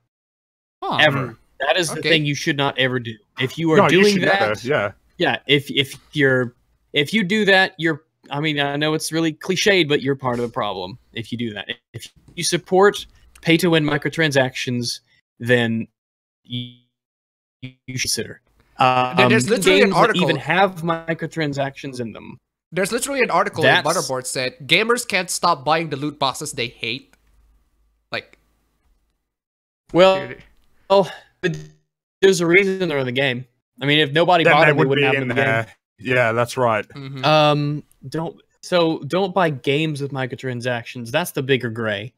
Yeah. When you buy a game with microtransactions and you don't buy the microtransactions, I see it both ways. These companies know what you're spending your money on. If everybody buys the game and they don't buy the microtransactions, then that's a middle of the road compromise solution. Yeah, why can't it be just like obviously- Cuphead, where you could just buy the game and enjoy it, what it is? Come on. And it shows because Cuphead sold 1 million copies. Oh, that Yeah, it sold 1 million exclusionary copies. game. That Yeah, exclusionary game. it's video game gatekeeping from the hardcore gamers. Yeah, and You even guys, Twitch I- still doing that. I mean, come on. I went out and I bought an Xbox One just for Cuphead because it's an exclusive, you know. Oh yeah. Yeah. Wait, what? It's sitting right here. My lovely Xbox is playing this right here. I love it. Thank you, but Xbox. as obviously the ideal scenario is that you don't buy games with game intrusive microtransactions, but I'm not going to judge you if you do. Absolutely not. Because like I bought Not Dead yet, Space anyway. 3. Not You know, yet. I bought well, I don't know the last. Okay, so like with the Evil Within 2, I got a legit key, and it came bundled with the DLC, and I just didn't use the DLC gun or anything because I wanted to experience the game, you know, as it was kind of designed. I don't want bonuses in my survival game. It seems like it's like you will make the game easier for you. And it's like game, make it easier. All right. So I was going to ask you real quick, Rags. Do you know a fellow by the name of Max Poli, or he goes on YouTube by It Maxel? I've heard the name Maxel. Okay. Apparently, he's like a PlayStation guy. Yeah, he's like, yeah, thanks to Rags, I made 9K myself. I don't know. I did a video on this guy, and ever since I Like, don't. 4 thanks days to ago, me, I don't believe I've. I don't know. Have I ever? I But- don't think I've ever made a video about. No, you haven't. You haven't. I did. I mean, he's the kind of guy to make a secondary channel just to like his other videos. I don't know. That's what he said on Twitter. I don't know. I don't think I've ever interacted with him in any way, and I don't think I've ever his channel. Oh, Somebody also- sent me a also, link quick to question, him, Rag. but Divinity Original Sin 2, does it have any forms of microtransaction? Hopefully it's not. Oh, yeah. No, I don't think it does. Well, there you go. Game I developers. still got to put more time into that game. I Oh, it's really so have to, fucking yeah. good. It's probably gonna be my game of the year. I love the original. I just need to replay it again. I need to replay it again, finish it.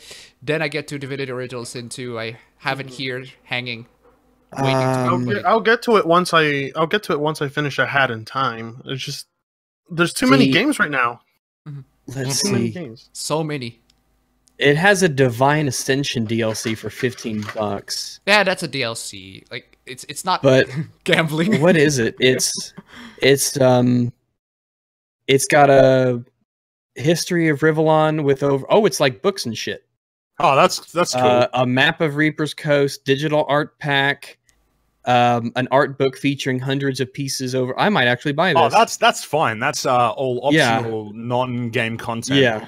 So in the sense of someone downvoted it and said not playable content. Go fuck yourself. Mace, Go and fuck yourself with a rusty spork. I mean, But I don't- This game doesn't even cost full price. You know, this game is less than $60. Divinity Is Original it- Sin 2 costs $45. Not bad. Is it That's coming worth out every on penny. consoles? The last one was on don't console. know. I assume it $45? will, especially with Seriously? how well it. Yeah. Yeah, 45 is the game.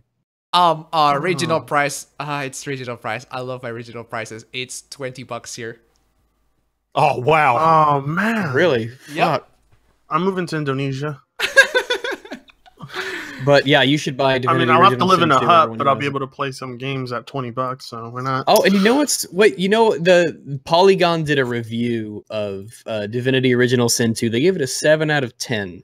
Why? They said Because- Divinity Original Sin 2 is stunningly ambitious but fails to pull all its pieces together. I think They they say mean that, it lacks quick time events. Probably that's what it's lacking. It's too hard.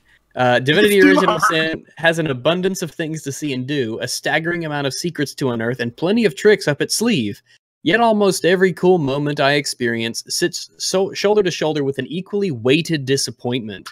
Ambitious and impressive as it often is, it's ultimately a collection of incredibly pretty beads that just don't string together as well as they should. Now, can you do me a favor and can you check what their review for Infinite Warfare is? Okay, let's do that. Polygon s- Infinite Warfare review.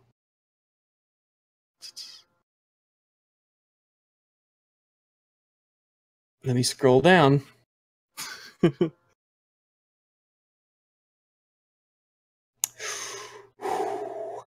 Oh man, I'm dying with anticipation. This is too intense. Come on. We're all waiting. 8.5. You fucking kidding me? I love these review sites. To be fair, I don't know if the same person reviewed them both. Russ Frushtick reviewed that one, and the Divinity Original Sin one was done by some wanker. Why don't they ever? Okay, so I wanted to start this one discussion. I don't know if you guys are interested. Probably not. But I was having Janine Hawkins. I was having a conversation with a friend, and he told me that he thinks the best way to pull off these kind of reviews is to get a proper. I hate using that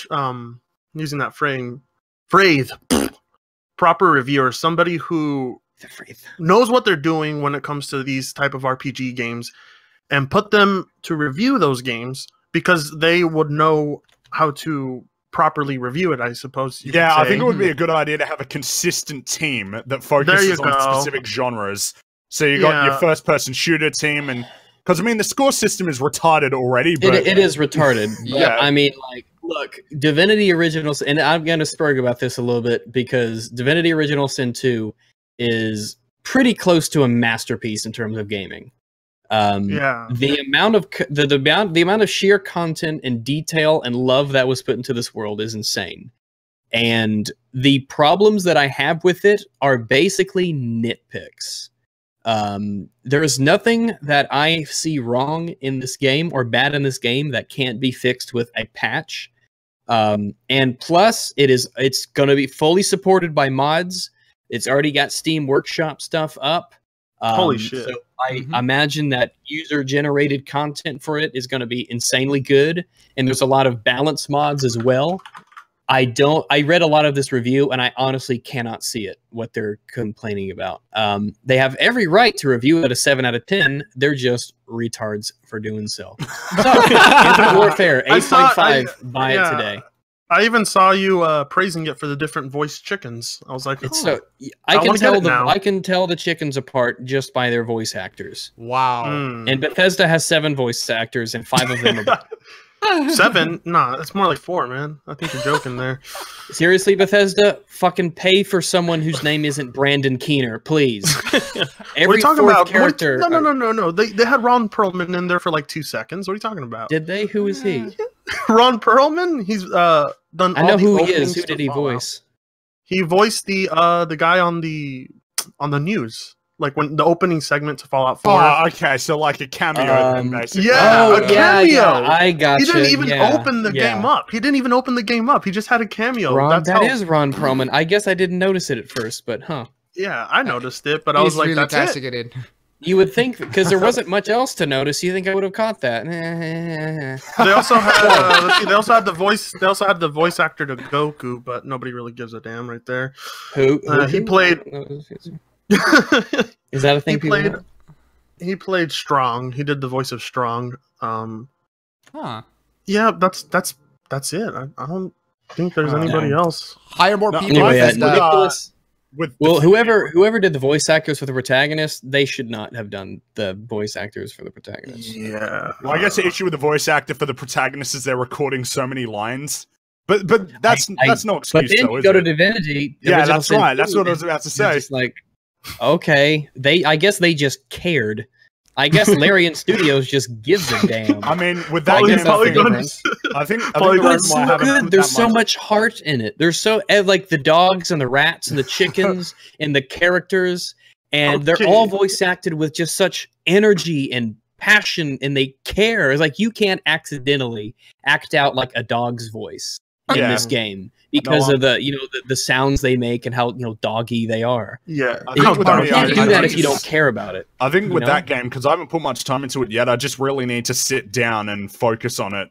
Yeah, it's an 'cause it's not adventure. I got like I'm playing 67 Overwatch hours in right it so now, far. and that's the kind of game I can just play without really paying attention. Yeah. But yeah. Divinity Well, that's what- into it's like I want to really focus. You want And to also hear just 'cause- things too. Yeah, there are things that I don't really understand about it yet. Like I'm not really fully getting the combat at the minute, but I think that's something. I'll It's figure out. turn based. It's It's turn turn-based. based, and no, you get a certain amount of action points. And No, action points I you mean, spend like those there to. are just a few things I'm trying to figure out. You 'cause you it's- pick it up. You'll pick it up pretty quick. It's pretty forgiving in some early parts for you to experiment. Right. But they fucked Yeah, the but- glass cannon, so don't be that. But on that Polygon review, how many pages one? is the review? The one that they did for Divinity Original Sin 2. Is it a single page review? Yeah, you just scroll down to the end. Well, this is I don't get this though. Why is it like with these reviews? They're always so short. I don't know why they're so short. They're like, this game Oh, has but- this. Done. It's like Yeah. I'm constantly like the game Divinity gets better as it goes because you get more things to do and there's more kinds of enemies. And I understand that there's something to enjoy at the beginning of games when things are fairly simple, and you don't have all this stuff. But it slowly but surely you just add to your arsenal and you come across new enemies and new things are introduced. But it makes the game better. But Yeah. But before this turns into a hit piece against Polygon, because they gave Divinity Original Sin 2 a 7 out of 10. With, Yeah. Get to the Super Chats and Nicholas Rios gave $2. Fuck me in the ass, Papa Frittati, apple blend and ragu. So there you go. Papa Fritti, what? Papa Frittata, apple blend and ragu. Okay. So there you go. Yeah, we're making love That's salad a there. nice- He wants to get sandwiched in every sense of the word. K. Wolfer gave $2. Rags, thoughts on traps, gay or nay? Traps are, if you know They're the gay. trap is a guy, it's a gay. If not, then it's not. Then it's pretty simple. Let's move on. It's kinda before funny we get 'cause, into- Let's just move on. Tidy Cats 15. Okay. Oh, Tidy Cats gave $15. Bought a year's sub to Brazzers so I could save $15 a month and give it to Rags. Hell yeah! That is some money well spent, Tidy Cats. I don't think anybody on Earth would fault you for that. Thanks very much for the $15 and enjoy your browser subscription for the both of us. Frantic gave $10. Hey Rags, low on money. Sorry, I can't donate more. Make sure to tell Barry that I'm still very thankful, and tell Fritanga you're wrong with the incorrect spelling being intentional. Good night. That's Heart. a meme. That's a meme on a Twitter person who's always fucking. He has nothing better to do with his life, so he's always just commenting and retweeting everything I put on Twitter. And he got into a little argument with someone, and he told that person, "You're wrong," without the ER, just the your. Y-O-U-R. Oh, His yeah. wrong. And so since My then, pet He has a peeve. So wrong. since- Yeah. so since then we framed it and we put it as our banners, and he's now me. It's the greatest thing ever, and he thinks he's my rival or some shit. and I kind of feel so insulted. he's the obsessive one. I got you. All right. I gotcha. Totally fair, but thanks very much for the $10, Frantic. And don't be sorry you can't donate more. Don't be sorry at all. I appreciate anything that you can give, so I really appreciate that. Thank you, thank you. Master Gray 25, $5. Hey Rags, what do you think of The Evil Within and The Evil Within 2? Would you recommend it? I barely played The Evil Within 1, so I can't speak much about it. As for The Evil Within 2, I'm about 7.5 hours in, and so far it is quite good. And I would definitely recommend it if you like survival games or Resident Evil games or, you know, third-person action stealth RPG mixture blends. But thanks for the $5. Is there enough QuickTime events in it? I only have, honestly, I've only seen like maybe one, I think. One. And it wasn't like cutscene QuickTime events. I think it was like, oh, this thing has pounced upon you. Press these buttons to free yourself, and then you do. And it's only happened like once in 7.5 hours. I think that's like the proper way to do QuickTime events. Yeah, QuickTime events should be used to the physical action that you're doing should somehow try to put you in the mood of your character is straining or something like that. Like Resident Evil 4 is one of my favorite games of all time because it, at least when it does those QuickTime events. Yeah, it does it very well. What about those boss battles where you just don't even know when it's coming? Oh, Halo 5's boss battle was great. The final boss battle, Halo 5 was genius. I mean, like, no game can compare. It's fantastic. Caleb Gore, sorry. $2. Gambling is when you put up money to make money. Thanks for the $2, but you're wrong. Gambling does not actually require money at all. Ideally, you can, if by that logic, buying a car to go to work is gambling. Just because you're spending money in order to make money doesn't make it gambling. Gambling doesn't even have to involve money. Gambling is all about the risk, really. That's the main it really factor. is. The colloquial sense of gambling normally does imply that there's money, but that doesn't mean that's really what it necessarily encompasses. But thank you for the $2 anyway. You're still wrong, though. Trigun 198, $5. Love you, Daddy Rags. Well, I think of you as a great friend. So there you go. I really like love you. Starts at love starts at $20. Well, thank you very much, Trigun. I love Pyrrhus you. Thank you. Pyrrhus gave $5. Free money for Rags. Thanks very much. I appreciate that, Pyrrhus. A victory on your part. Wireless Trees, $1. I saw your comment in the chat. I read it. Yep. $1 from somebody. Message retracted. So thanks for the buck, whoever you are, but your message has been retracted. Anthony Laterza, $2. Love you, Rags. Hope to be as big as you one day. Well, I mean, that's a pretty lofty goal, but more power to you. JKB. Also, I hope you get to have a really big YouTube channel as well. JKB Scopes 123 gave me, I guess that's Australian, $5. I just tweeted a vid at you. It is a good video that loot boxes are gambling. All right, I will check that out. But I agree. I do agree with the idea that loot boxes are gambling. Whether you feel like it or not, they are. Jesus Salazar gave $2, 2D over 3D. Well, I guess we know what part he or no right there. All right, 2D over 3D. But that's a discussion for another day. I'm sure Appabend would love to have with you. Snowstorm, $2. Just pirate it. Depends, but that's for the record, it has already been cracked. For the record, Middle of Shadow of War has already been cracked. So if you're into those sorts of piracy, I'm not surprised at all. Go ahead. Aramalithia, $5. Glad to see you streaming, Rags. If Fringy was streaming this too, I would kick him something. Oh, well. You missed out, Fringy. Yeah, but I got a Patreon, man. You know, $1 a month, it helps. Like, it really does. A lot of people don't realize that $1 a month is actually really helpful if a lot of people do it. Absolutely. $1 a month really does help people out a great deal. You know, like, if 1/6 of my subscribers gave me $1 a month, I could do this full time. If 100% of my subs gave me $20 a month, that would be pretty cool. So you guys do that. Let's see. So thanks so much, Arimalithia. Raymond Noodles gave $5. I guess those are New Zealand $5. NZ. A good safeguard against loot crate gambling would be a cooldown system.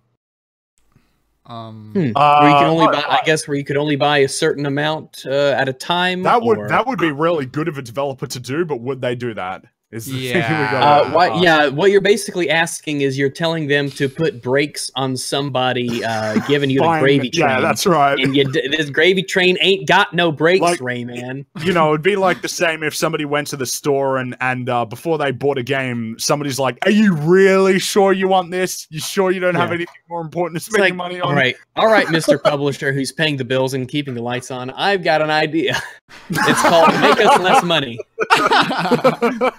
As good of an idea as it is for probably some people who maybe should take it easy with the gambling, I don't see this as an idea as At actually some point, being though, something. you have to put the burden on the person who's actually gambling.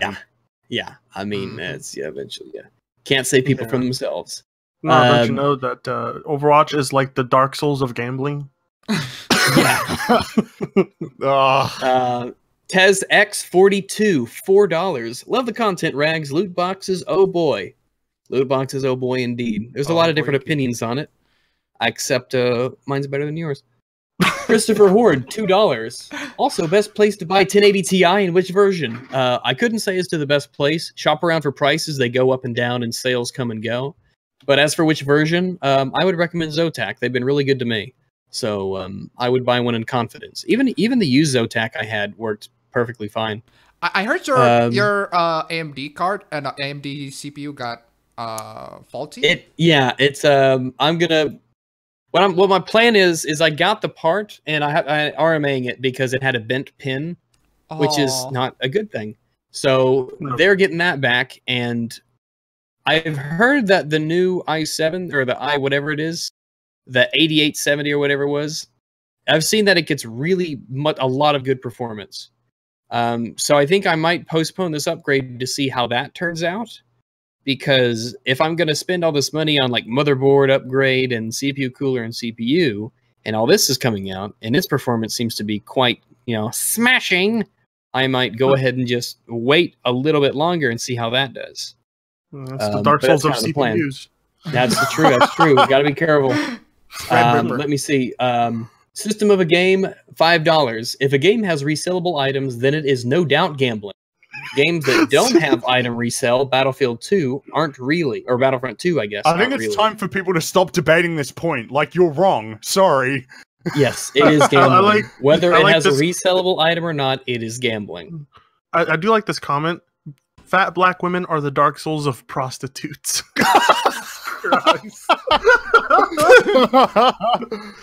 Oh my god! That discussion is a stream, all in its own right, and we'll host that on Bullet Berry's channel. So we'll get him. The dirtiest channel on the internet. That's true. That's true. Aramalithia sent $5 more. I feel Guild Wars 2 does microtransactions well, and that the things you can buy are not game breaking; they're primarily cosmetic. Yeah, primarily Guild Wars yes. 2 does it good. But you also buy account upgrades, like more character slots and things like that. I think in technicality it's pay to win, but in practice it doesn't really affect it too much. So to be fair, Guild Wars 2 is an MMORPG, right? Yes, it is an MMO. You pay no, there's no subscription in Guild Wars 2. Oh, okay. Warren Pagel says Fringy's kind of an asshole. Kind of? Kind of. I never even... Oh, man, shit. All right, well, I hate to do this on your own channel, Fringy, but you're going to have to leave. So sad. I know. Coach Coachman, $2. Hey, Rags, what are your thoughts on the new DB Merc? Oh, the Dirty Bomb Merc. Guardian, she is useful situationally. It depends. She's a good counter to Skyhammer and Javelin and even Fletcher. She has good primary weapons, but the problem is she is a medic, and her group revive can be very, very useful, but she has no healing potential. So I prefer Phoenix because he has group heal to her group, her group revive, and she can potentially be really good. Though I've had better effect as a medic as others. She's like a medic assault. So I think she's good, though. I do think she's good and worth having, though. But thanks for the $2, Coach Coachman. Trigun 198, $20. Oh shit! Will you accept my love now, Daddy? Yes, I will. Never let it be said I was not a dog of my word. Thank you very much for the $20. I really appreciate that. I was kidding until the point where you did it, in which case I became as serious as the grave. Thank you very much, Trigon. I appreciate that. Thank you, thank you. Oh, Aramelithia, $5 more. Fringy, I already support you on Patreon, but I would love to kick you more when you I like how they're paying me to talk to you. No, that's cool, man. And before Rags really is the gatekeeper. But no, anyway, I mean, that's thanks a lot, man. I didn't know that. I appreciate it. Sorry, I can't see your name, so just kick me a couple more dollars, and I'll let Fringy know that you understand what he told you last. So, just give me some more money, and then I'll tell give him. me some more money, and I'll pass along your message. Femship4, $2. Do you like MOBAs? And have you played Paragon? MOBAs are not really my thing. I haven't really played them, so maybe they like secretly are, and I just haven't discovered it. No, but they're not. Honestly, okay. Well, I've been told that they're not my thing, and so there goes that. And I liked a little bit of casual StarCraft back in the day, but I've not played Paragon. No, I have not played Paragon. JKB Scopes 123 gave me $5 Australian. He says Australia is the Dark Souls of real life because of the amount of deadly animals living here. Well, yeah, it Dark is. Souls of real life. I love that. I'm going to put that on my channel. God Dark damn. Souls of Can't real confirm, life. Fringy. Well, No, yeah, that's Dark- right. Analogies about Dark Souls are the Dark Souls of analogies. There you go. God damn it. It's so easy to exploit for comedy. It really is because Everything's it's the stupidest measurement of difficulty. I hate it. Oh, did you guys see Jim Sterling's? I did. I haven't watched Jim Are Sterling. you talking about that Fucking fucking shit. video about like, oh, Yes, I'm Cuphead talking elitism? about the fucking video he just did. Oh, Let's watch that if you want. I want to watch that. Let me pull this up real quick. I have not watched it. This is news to me. oh, Jesus! Careful it's with awful. the links. Careful with the links, my Rags. God. Yeah, you don't want Barry to accidentally show the links for like the 5th time. Oh wait, no, Barry's not here. We should be safe. This is fucking ridiculous. This is a real thing. Oh my God. Oh my god. Is there a link to it? I gotta see this. This is fucking retarded. Where is it? Fucking awful. This is a real thing that he did. What? Where is it? I don't oh wait. I think the more depressing part is the number of likes it got. Like people saw that. Yeah, that's a reasonable It's argument. 13K up, 2K down, and I'm happy to contribute to the 2K down. I feel like I can catch cringe cancer through the internet. Oh my. What is this? Jesus. Yeah, I used to have a lot of respect for him as a commentator on the game industry. I have to say, I lost a lot of it when he agreed with Adam Sessler that it's okay to find Okay to someone's dox personal people. information and put it on the Yeah. internet. Like, Yeah. oh, don't give me that free speech having opinions. Yeah. Because then I can put your information out there. That's reasonable. That's logical. Fucking hell. You know the most ironic part is I agree with the satirical character. Yeah. A lot of the points I agree with the satirical character. Like he doesn't really refute, he just say That's right. Like the satirical character says something. Yeah. That makes sense. Oh gosh. Oh, it's so He's ridiculous. like nodding his head. Yep. Oh. Hey, That's can fucked up. you And like send that's this Him is and his fucked up. stupid Can you- high This is voice. actually fucked can up. you send a link, Rags, on that video? Put it to in the the- general chat. To the Jim Sterling supports doxing, or to the Hey! Jim Sterling? Crap gamers in the chat. Fringy loves Lovely. bitching about likes. No one. Is he what? the actual crap gamer? Have Yeah, I I really don't done that? know. Let me check if he's the actual crap gamer. I don't think so. I don't think Probably I've ever not. said that. So okay. Nope. It's like because Rags- what I don't It's all do account. is I don't block people on. How about you show your PS4 to JTech and debate? It's definitely not the real crap gamer. Yeah. Yeah. Last thing that crap gamer wants to do is appear on my radar. Let's not. be Oh, it's honest. Sierra Ear. It's Sierra Ear. Probably. Yay. So we're That guy's- watching this Jim Sterling video. No, we're not watching the Jim Sterling. No, video. I don't want to watch a Jim Let me. Sterling. I'll put it video. in your general chat there. I mean, I have Ugh. seen it. Yeah, It's not. It's What I'm bad. wondering though is It's that when bad. he was It's editing only 5 it, did he minutes not look though. at? But the thing is, when he was editing it, did he not think, "Wow, why did I Did I? Wow. Okay, maybe I should stop now while I'm ahead. Like he had the wig and the makeup and the outfit and even it was I learned about it through Sargon. Yeah, that's right. I did as well. And then I'm like, oh my god, Jim, what has this is low even for you. Like he's talking, he's making fun of all these comments, and most of them are like, yeah, actually. Like they're right, Jim. This is something that I'm addressing in the Cuphead review that I'll be posting hopefully tomorrow. I'm just once I get back into the swing of doing videos, I'm going to do this one as well. Yeah, like I'm talking about I'm about to finish the Cuphead review, and this is what I'm talking about in the review. This idea that video games need to be accessible just on a difficulty basis. And I don't understand how anybody can think that that's reasonable. Video games are interactive. They're meant to be a challenge. That was what they were initially supposed to be. And if you tell a developer, like, difficulty is not just something that you should change all the time on a whim for the sake of including people who might not even be in danger of being interested. It's intrinsic to gameplay. And to tell a developer to compromise on it is ridiculous. They shouldn't have to do that. It's weird that the people who don't make games have all the answers to what the perfect games are and what games should be. So that's one of my biggest. That's one of my biggest problem. That's one of my biggest problem with most modern games is that they're just far too easy. Well, that's right. It's just not fun. I mean, Cuphead has been so fun. That's why I've been pleased with. I've barely played Cuphead really because I've got so many other games to play. But I'm happy with its difficolway. I'm not good at Cuphead at all yet. But even I like that it's difficult. And even the Evil Within 2 is fairly challenging too. Way more than I thought it would be, and I'm glad.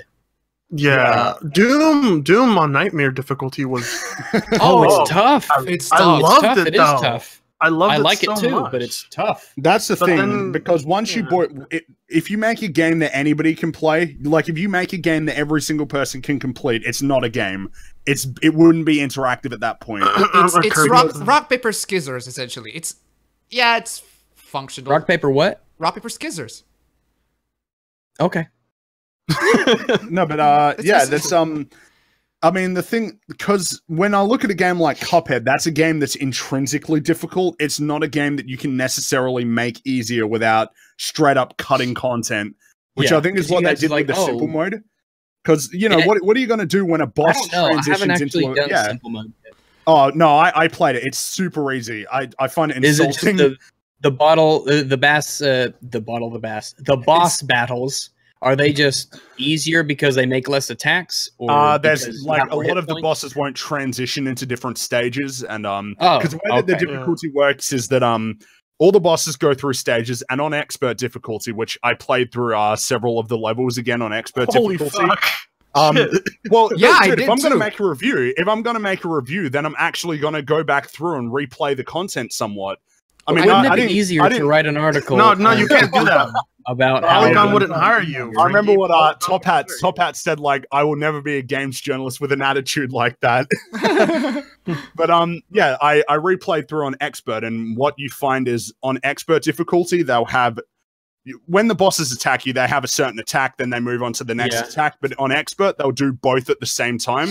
So, like for example, you'll have to worry about like one of the frogs shooting these things at you, and at the same time, was hard.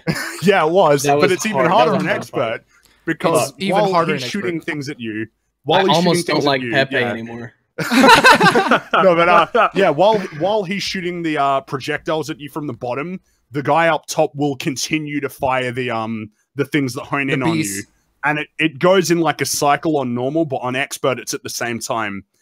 And I'm just gonna play an easy game instead, like Dark Souls. Also on the Toads battle, when they throw coins at you, it's a lot faster. Yeah, they throw 6 coins at you, and they're really fast. That thing is insane to finish in S. Oh, I struggle so much. I have got some S ranks, but I haven't got all S ranks, and I didn't beat every boss on expert difficulty, but I at least made an effort to go through and play them. I only got 2. Only 2 stages are in S. Only 2 stages in S, but the rest... I have none, so there you go. Only 2 in S.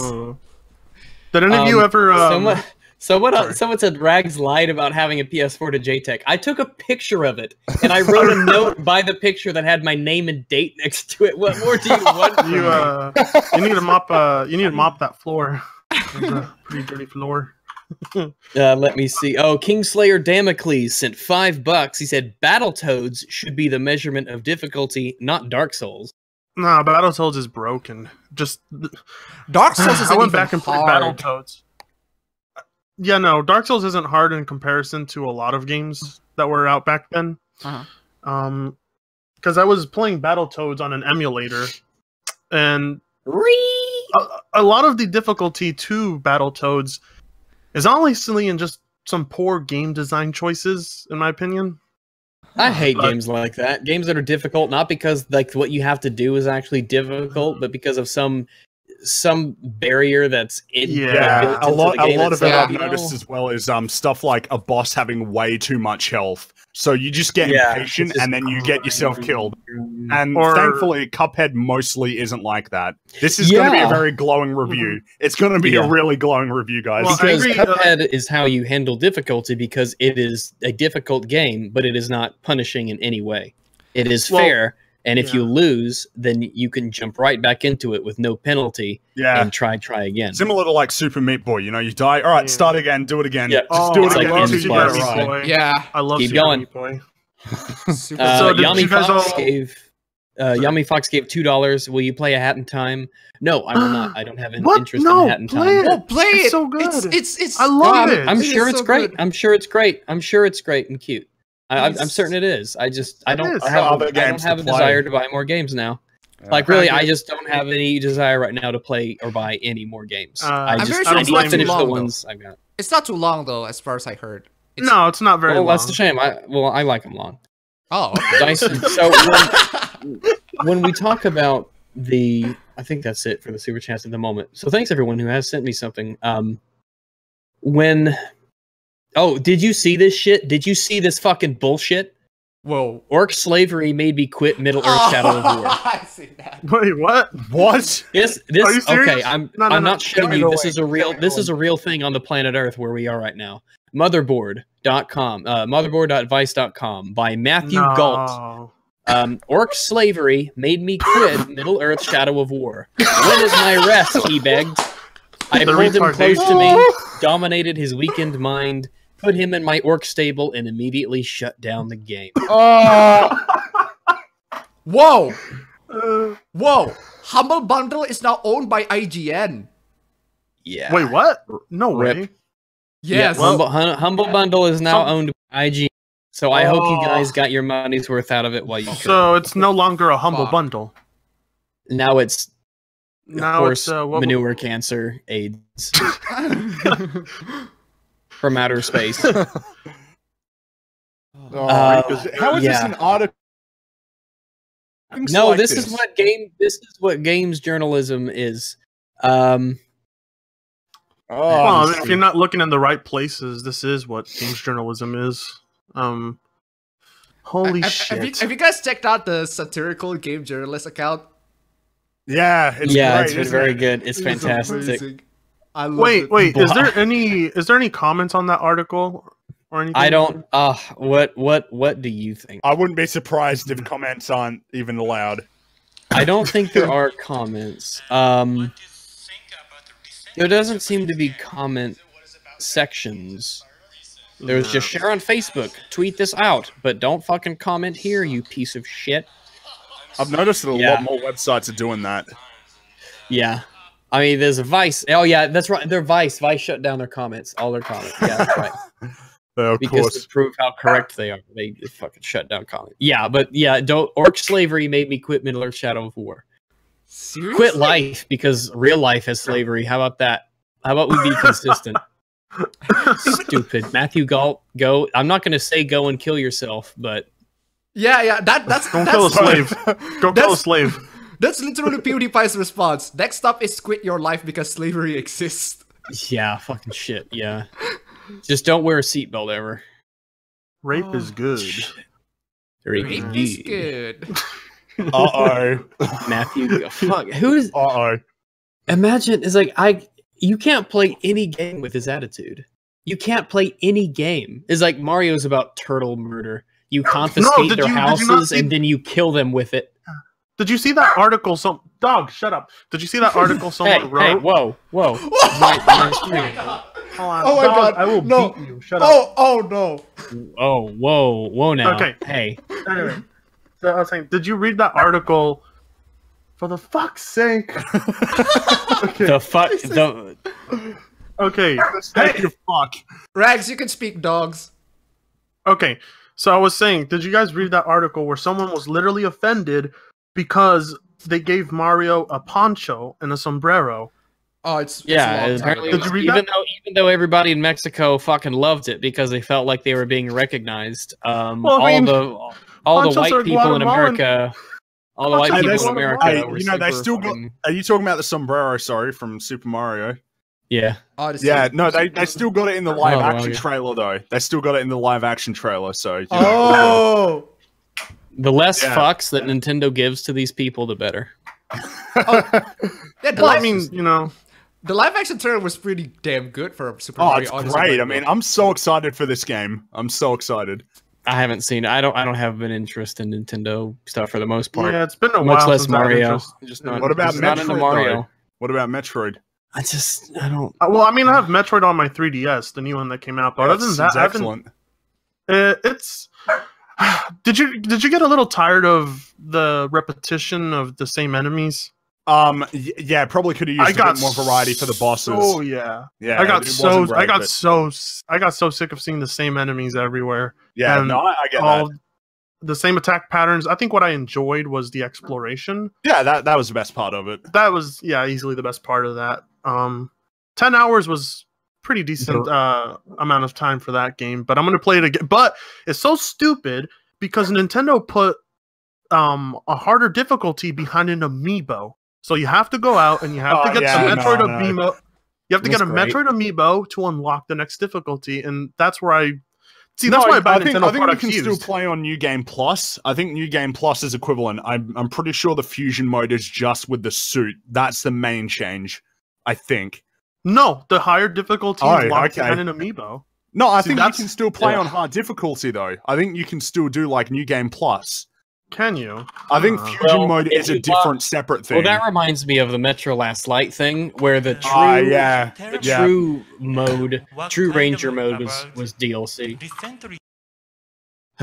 Anyway, Michael Rodriguez sent in $2. He said, "Are you gonna play Fractured?" But What is I'm what hurting- is that? What is that? Yeah, I I'm hear hearing something. hearing some Oh, sorry, Japanese game sorry. thing. I was playing a Papa video. Ben, stop with your hentai. Damn No, I it. was playing a video. You need a headset, bro. I'm Like wearing a a normal headset. person. Ugh, that's crazy. Then That's like when Barry doesn't wear a headset. I'm like, Barry, why are you not wearing a headset? Michael Rodriguez sent $2. He said, "Are you gonna play Fractured Butthole?" Yes. Fractured Butthole. Mhm. Fractured Yes. It looks pretty. butthole. I'm Day not, one. but Day a lot one. of people are super into that. I'm not one of them, but yeah, I'm not gonna be one of them. I look forward to playing on very hard difficulty because of the Yeah. skin slider. You heard about this, right? Yeah. Ah. I love how I love how pissed Polygon got over it because they didn't understand they were being played like a fiddle. Yeah. They played The us like a damn fiddle. Really See, though, that's- it is. They have no self-awareness. None. Look, I mean, That's what when it comes. they're worse. They are Polygon is worse than orc slavery. Oh, speaking The of Anticus gave controversy, $5. yeah. As much respect as I've. Sorry, go ahead. No, I think I let The Rex, Anticus gave $5. Yeah. Part of the reason games used to be so difficult is because they were going off of the arcade mentality that wanted you to keep pumping quarters in. I think that's why I like the Sega Genesis. The Sega How Genesis many has more arcade feel. games have you guys beaten though? Like legit stand-up arcade games, put the quarters in. one. About like 20. Because I used I've to only play beaten- arcades a lot. I never back really then. played arcades. I never really played That's them. The only one I did ever play and beat, it was with my uncle. We beat House of the Dead 2. Oh. Yeah, I think it was at a place called I beat Nickel 3. Rama. I beat 3. So, just counting. No, I used to play House of the Dead, Time Crisis. I beat fucking Time Crisis. Bubble- Time Crisis 3. I never 4, beat it. I and don't know if you House can of the beat Dead it. 4. That's But Yeah. I was quite the crazy taxi driver back at the Taxi. American Pie Crazy Pizza. Taxi. So, Yeah. attractive. but thank you very much for the $5, Vienticus. But maybe that's very true. Earlier on, I could absolutely see that mentality still being carried into the you die a lot because we need your quarters. It was extorting children as well. Don't give other game developers ideas. Like, Yeah, we need they already have the idea. We need your quarters. After we need your $60. We also need your quarters too. Would you guys be like surprised if eventually some mobile games implemented a mechanic where you had to pay for extra lives? I think they already are. They already do. Because if there are, I wouldn't be surprised. But There are mobile games where they're like, "Do you want to respond? You have to watch this advertisement." no. There are actually mobile games. They are free at first, then you have to pay for like the additional level, literally. Jesus.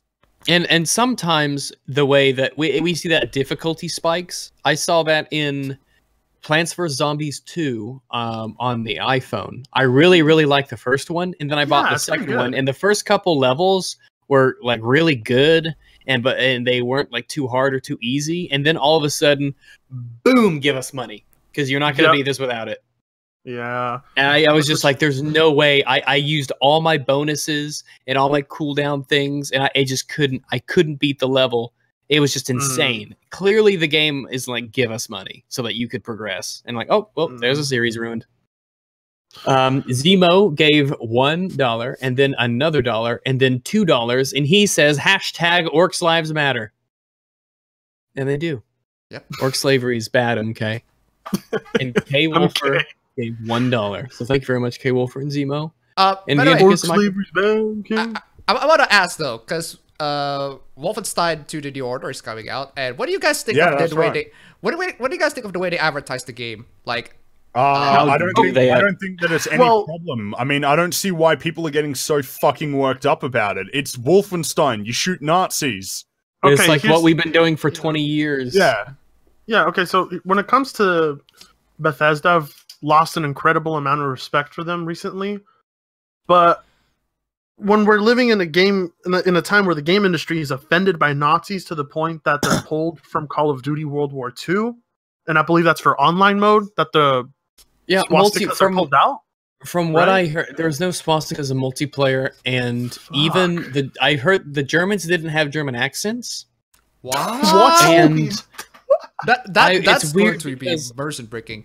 There's a map called Aachen. I think it's what it's called. Aachen, Aachen. And I guess the game takes place in America. A German city.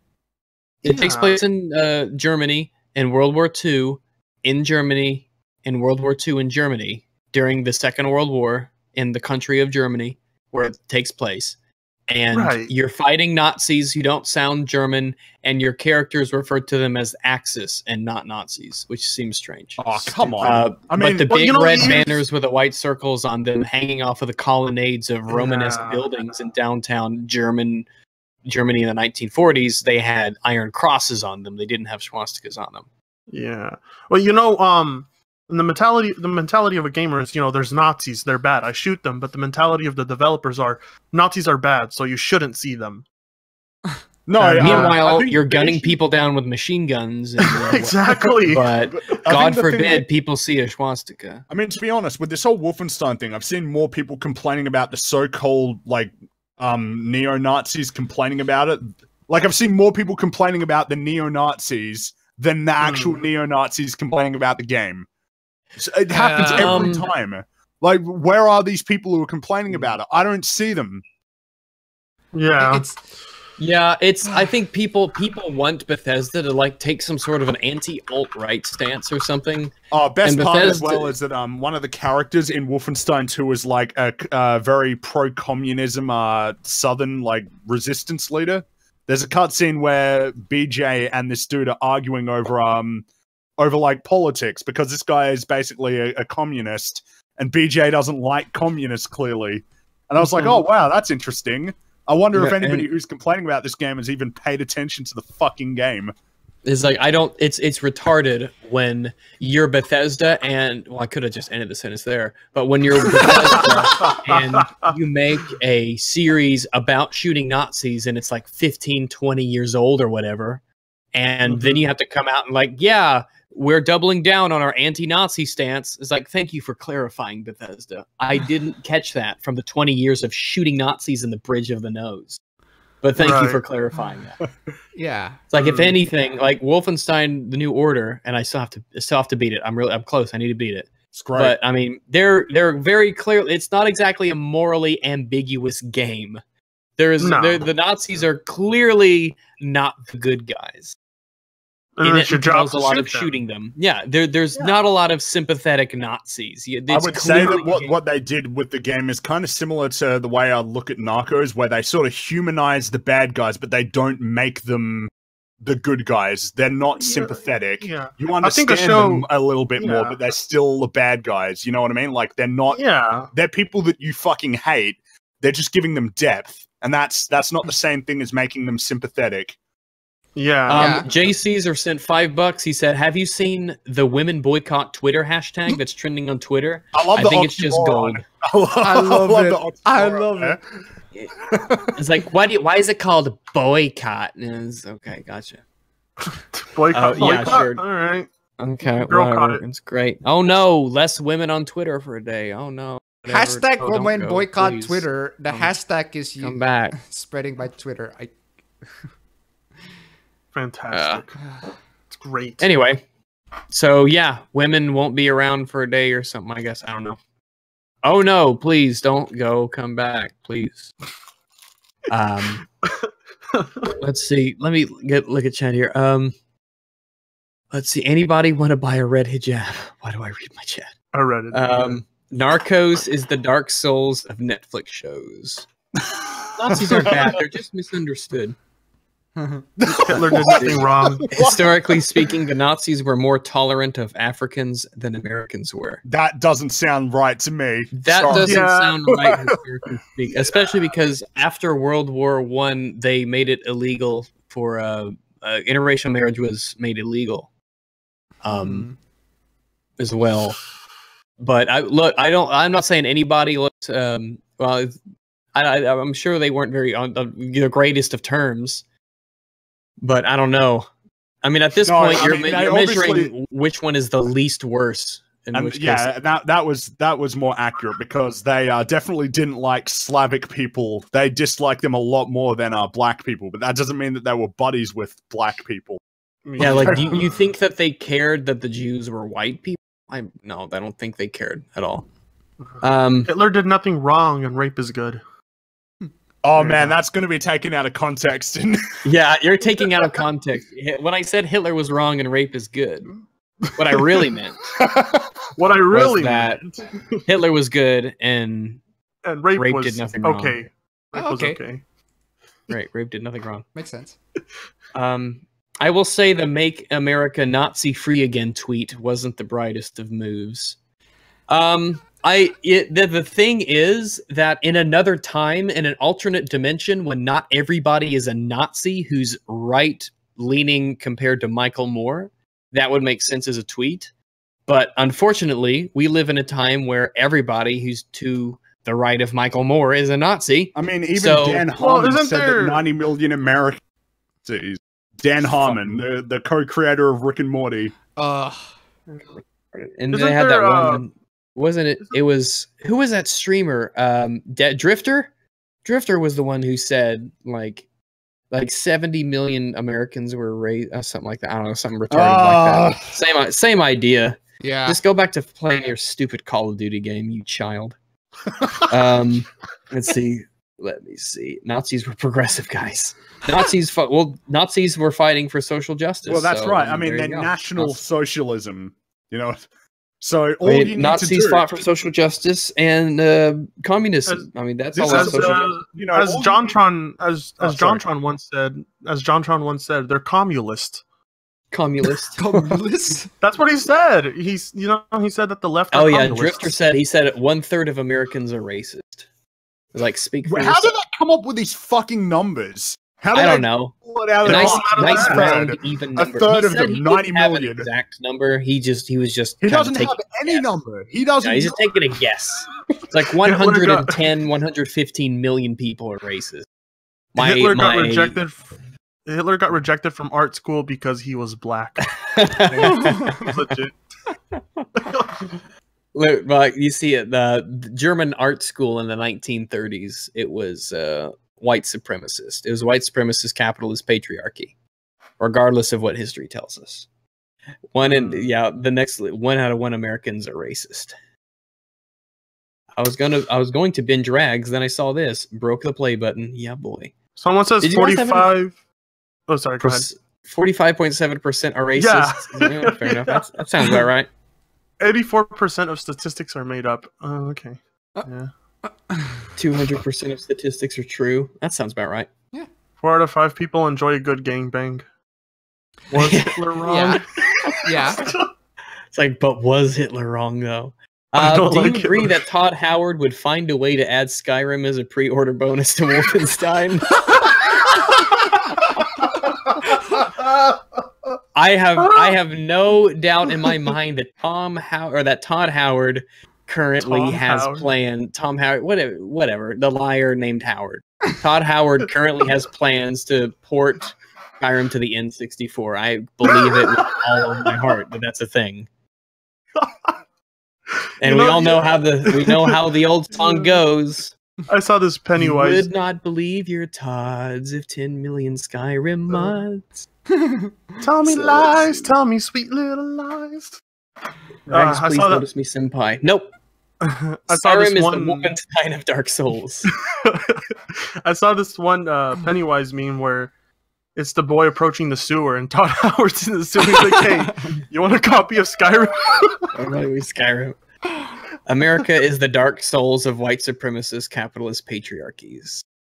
Fallout 4 DLC Skyrim expansion. Don't mock it. It'll be a thing. There'll be a Skyrim Fallout crossover involving time travel and a dream machine, and it'll happen. And if you're lucky, this loot box will have some horse armor. There you go. Yeah, horse armor. I like it how horse armor was like universally hated by everybody, and then one of the first Creation Club mods was horse armor. And they loved like, it. You're not making. Yeah, it's like, yeah, that is true. You've got a lot of balls, Bethesda. Just keep encouraging us to not buy the next whatever it is. Just keep fucking. Creation Club's genius, though. I mean, it means that the creators get paid, right? Yeah. Right. Gamer Hipster Pony gave $10. Love your rags. Thanks very much, Gamer Hipster Pony. We're in the banter section of the podcast right now. That donkey vid when somebody mocks Todd Howard, Michael Rodriguez, $2. Video game donkey man. Did you guys watch Donkey's video on graphics? No, I haven't. No. Okay. So one of the arguments he says in the video is that simplistic graphics in a first-person shooter help reveal where the enemies are and makes the focus on the action much better, because he was comparing Halo 5 and it was too graphically overwhelming in comparison to Halo 2. That's but true. Then I'm sitting here wondering, how the hell did he play Doom 2016? No, but the way that this is something that I've actually sort of looked into because I find it interesting. But if you watch some of the early behind the scenes stuff on Team Fortress 2, they talk about the silhouette of the characters. So they deliberately design every single character so that they're distinct and they're immediately recognizable from a distance. You see a big brooding guy, it's like, okay, that's the heavy. Like and I think it's the same with Overwatch as well. Every single character has a unique silhouette. Right. I mean, it's a bit different with some of the female characters because they're a little bit more similar than the men, but they all still have a unique profile that you can immediately detect from a distance. Much, yeah. And it's that's not the reason why a it game where you works. see people at very long ranges either. Yeah, so that's normally right. that helps. It's more but as far as that's a problem I had with Call of Duty World War II. It was hard to tell. It wasn't necessarily silhouettes; it was camouflages. The way that the characters were camouflaged and the choices that you had made it confusing sometimes who was on your team and who wasn't. There were times when an enemy. Well, I don't know. Like there were times in the game, in a Call of Duty game, where an enemy would waltz right in front of my reticle, and I would just be like, "Oh, that's friendly," because his camo would be Yeah. similar to one of my friends' camos, and I just That's right. I They just look wouldn't, the I same. just wouldn't shoot him. I I have that- legit would just not shoot the enemy, and it takes me a second. I'm like, oh shit, that's the bad guy. Yeah, I had that problem with Battlefield 1 on a few maps. Battlefield 1 has that. It has. It's the hard problem- to tell enemies from comrades sometimes, for me anyway.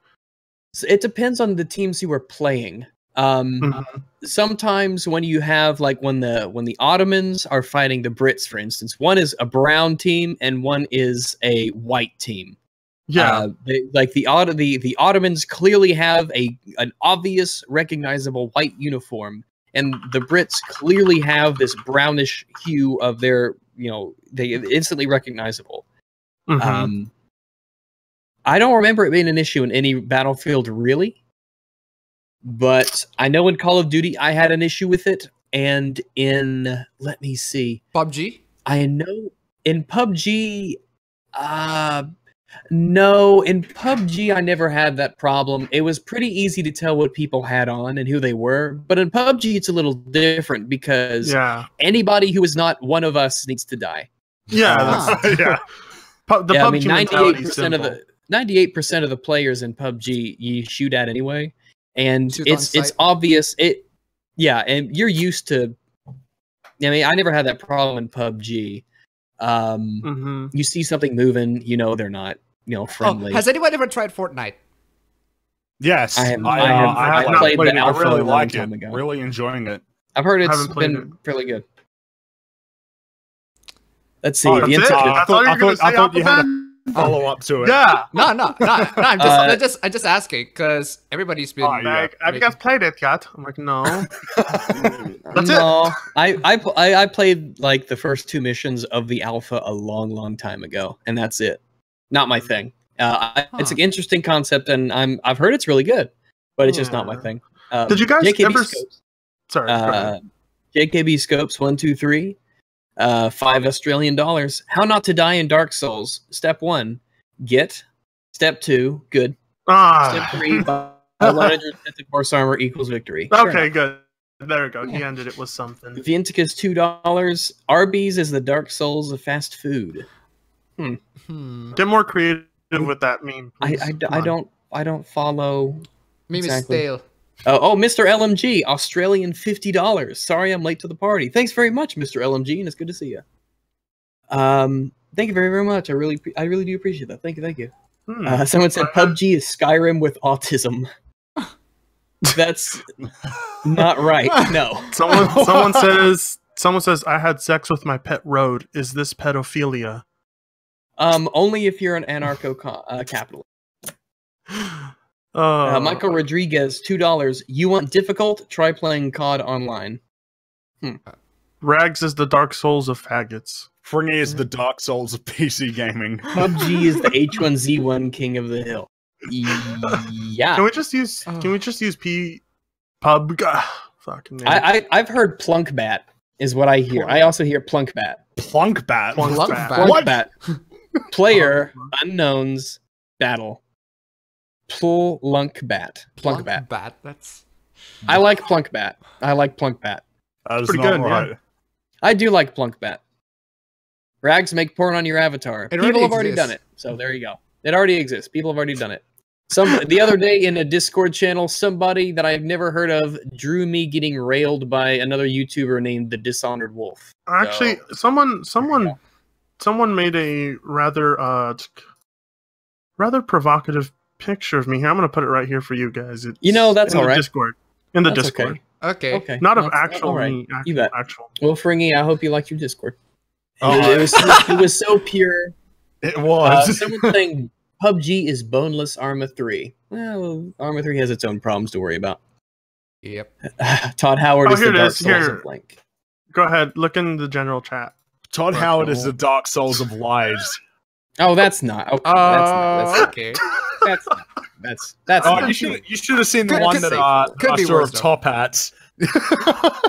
The one that I had for top hats. Draw me like one of your French girls, Fringy. I don't have a public Discord. I never agreed to make a public Discord, people. I don't know if I'm gonna make one. Look, I have 250,000 subs, and what happens? I just like, all of us just make a Discord and everybody jump in. It's like, no. Chaos. Yeah, that's you can right. make money off Discord now. You can make money off Discord now. So it'll be up tomorrow, and I'll send invites to everybody, and I'll get verified by all the channels, and it will be just a ding-a-dairy. It'll be great. By the way, only I can we're make just money gonna without the banter a bit. video. By the way, Fringy, your drawing of top hat is pretty good. So, That was accidental. That was completely accidental. unintentional. Dude, it was. I just put a mustache on, and then it's like, oh shit. This is why I draw women. This is why I draw women. Todd Howard is a sneaky Jew. You see, the reason that you practice at art is because you will eventually get good enough to draw your own porn, and then you never have to pay browsers. Oh, you got me! Damn it! I would have gotten away for it too if it weren't for you pesting fucking dogs. You sell your character here commissions to furries for hundreds and hundreds and hundreds of dollars. So, Oh man, I can't wait to play. I saw an animation of it was a your character here commission for an animation, and people were bidding like $8,000, almost $9,000 to have their character in this animated your character here animation. I was like, shit. It was like $8,600, and I was like, fucking shit. well, in terms of animation, Fair I got enough one if you for want to free. spend that kind of money. But... oh man. In terms of animation, I got one for free. Except it's not good. That's all right. They can't all be winners. I'll tell you that. Let me see. I'm just going over this loot box stuff. It turned into a ramble stream, as all of them do. But let's see. I mean, usually because the topics aren't that interesting, you know. So you got to just ramble on a little. I mean, how much can we talk about loot boxes till we? Well, I think one of the things was we all kind of were in it. We're all smart, so we were in agreement for the most part. So I mean, it's not like we had someone in the stream who was let's bring in Rambo. Let's bring in Rambo. He loves loot boxes. Oh really? What was his deal? Deal? I forgot what it was, but a lot of it he's is, well, games cost too much money, so there. That seems to be the common one. You know, I told him that's dumb. I told him, GTA 5 couldn't have made it without them shark cards. Thank you, shark cards. Yeah. Because if it wasn't for you, GTA 5 would have been a flop. Would have been a flop. Look, here's the thing. Nobody is asking you to make a $100 million game. And just because someone that does ask doesn't mean you have to say, well, okay. Also got to remember that a lot of the cost is marketing. It's not even the game itself. Peasants are always Destiny asking for those big budget games. Yeah, Destiny had a huge marketing budget. That doesn't affect the game. That doesn't help me. The marketing budget. That's just trying to get money into sales more than you spent in the marketing. One might even call it gambling. No, but when you have these, I mean, look at when I look at my favorite games, so many of them are not AAA games. Divinity Original Sin 2. Vermintide 2 is going to come out. That's an indie game as well. Divinity Original Sin 2 is an indie game. Cuphead is an indie game. There's all these AA level games that are just so good. Yeah. And I don't need a $100 trillion budget for this game that looks like it's photorealistic. Right. And that has microtransactions in it. And that just isn't, that is generic and dull. It's like, look, for all the money that was spent on The Division, like I play The Division. I used to. I need to get back into it. But me and 3 other people, we play Division. And I'm like, wow, this is a really amazingly good-looking game. And so much work and detail went into it. But playing the game is so kind of boring. You know, I was like, why can't the things that I do be more engaging? And I had the same feeling of Fallout 4. Yeah. I mean, just like, you see where all the budget goes, and you don't experience it. You're like, wow, look at all the things that they drew and put in the game, and look how pretty the graphics are. And then you play the game, and you're like, okay, I get that. I it's- got that feeling for the Destiny 2 beta when I played it. I was like, wow, this game looks great. It runs really good. The controls are good, but I am super fucking bored. Yeah. Yeah, because you know, It's just not of. It's really stupid also when console peasants try and guilt you with that. They're like, you're not appreciating all the budget and hard work that went into this game. Who said that we're not appreciating it? Like, we appreciate the effort. Here's the thing. My job is not to appreciate just the aesthetics, you know? In fact, it's not even my job to You can appreciate the game. the aesthetics and still think the game is shit. Well, yeah, I thought Fallout 4 was a pretty decent looking game. It is a pretty decent looking game, and it not necessarily on a graphical standpoint, it's fairly good. But really, it's the design element. It's the design element that's really good about Fallout 4, and that's actually something that Fallout 4 legitimately did exceedingly well in. And I hope that the team who did the art design for Fallout 4 never quits Bethesda, or they do tomorrow and join someone who cares more. Because they did an absolute golden bang-up job. Yeah. Things like that, it deserves praise. And then you play Fallout 4 and you're like, this is a step up from New Vegas. How? Yeah. You know, did you guys read that article that New Vegas was supposed to be at least 3 times bigger, but consoles held back the game? Yep. Consoles held them back, yeah. I'm not I first played New Vegas on a console. Same thing with Fallout 3, because that was back when I was an Xbox gamer. I played it on the PS3. Horrible idea. Yeah, but then I'm like, I can't imagine how I played those games completely vanilla. Yeah. Shit. But I mean, if it's all you know, then it's all you know.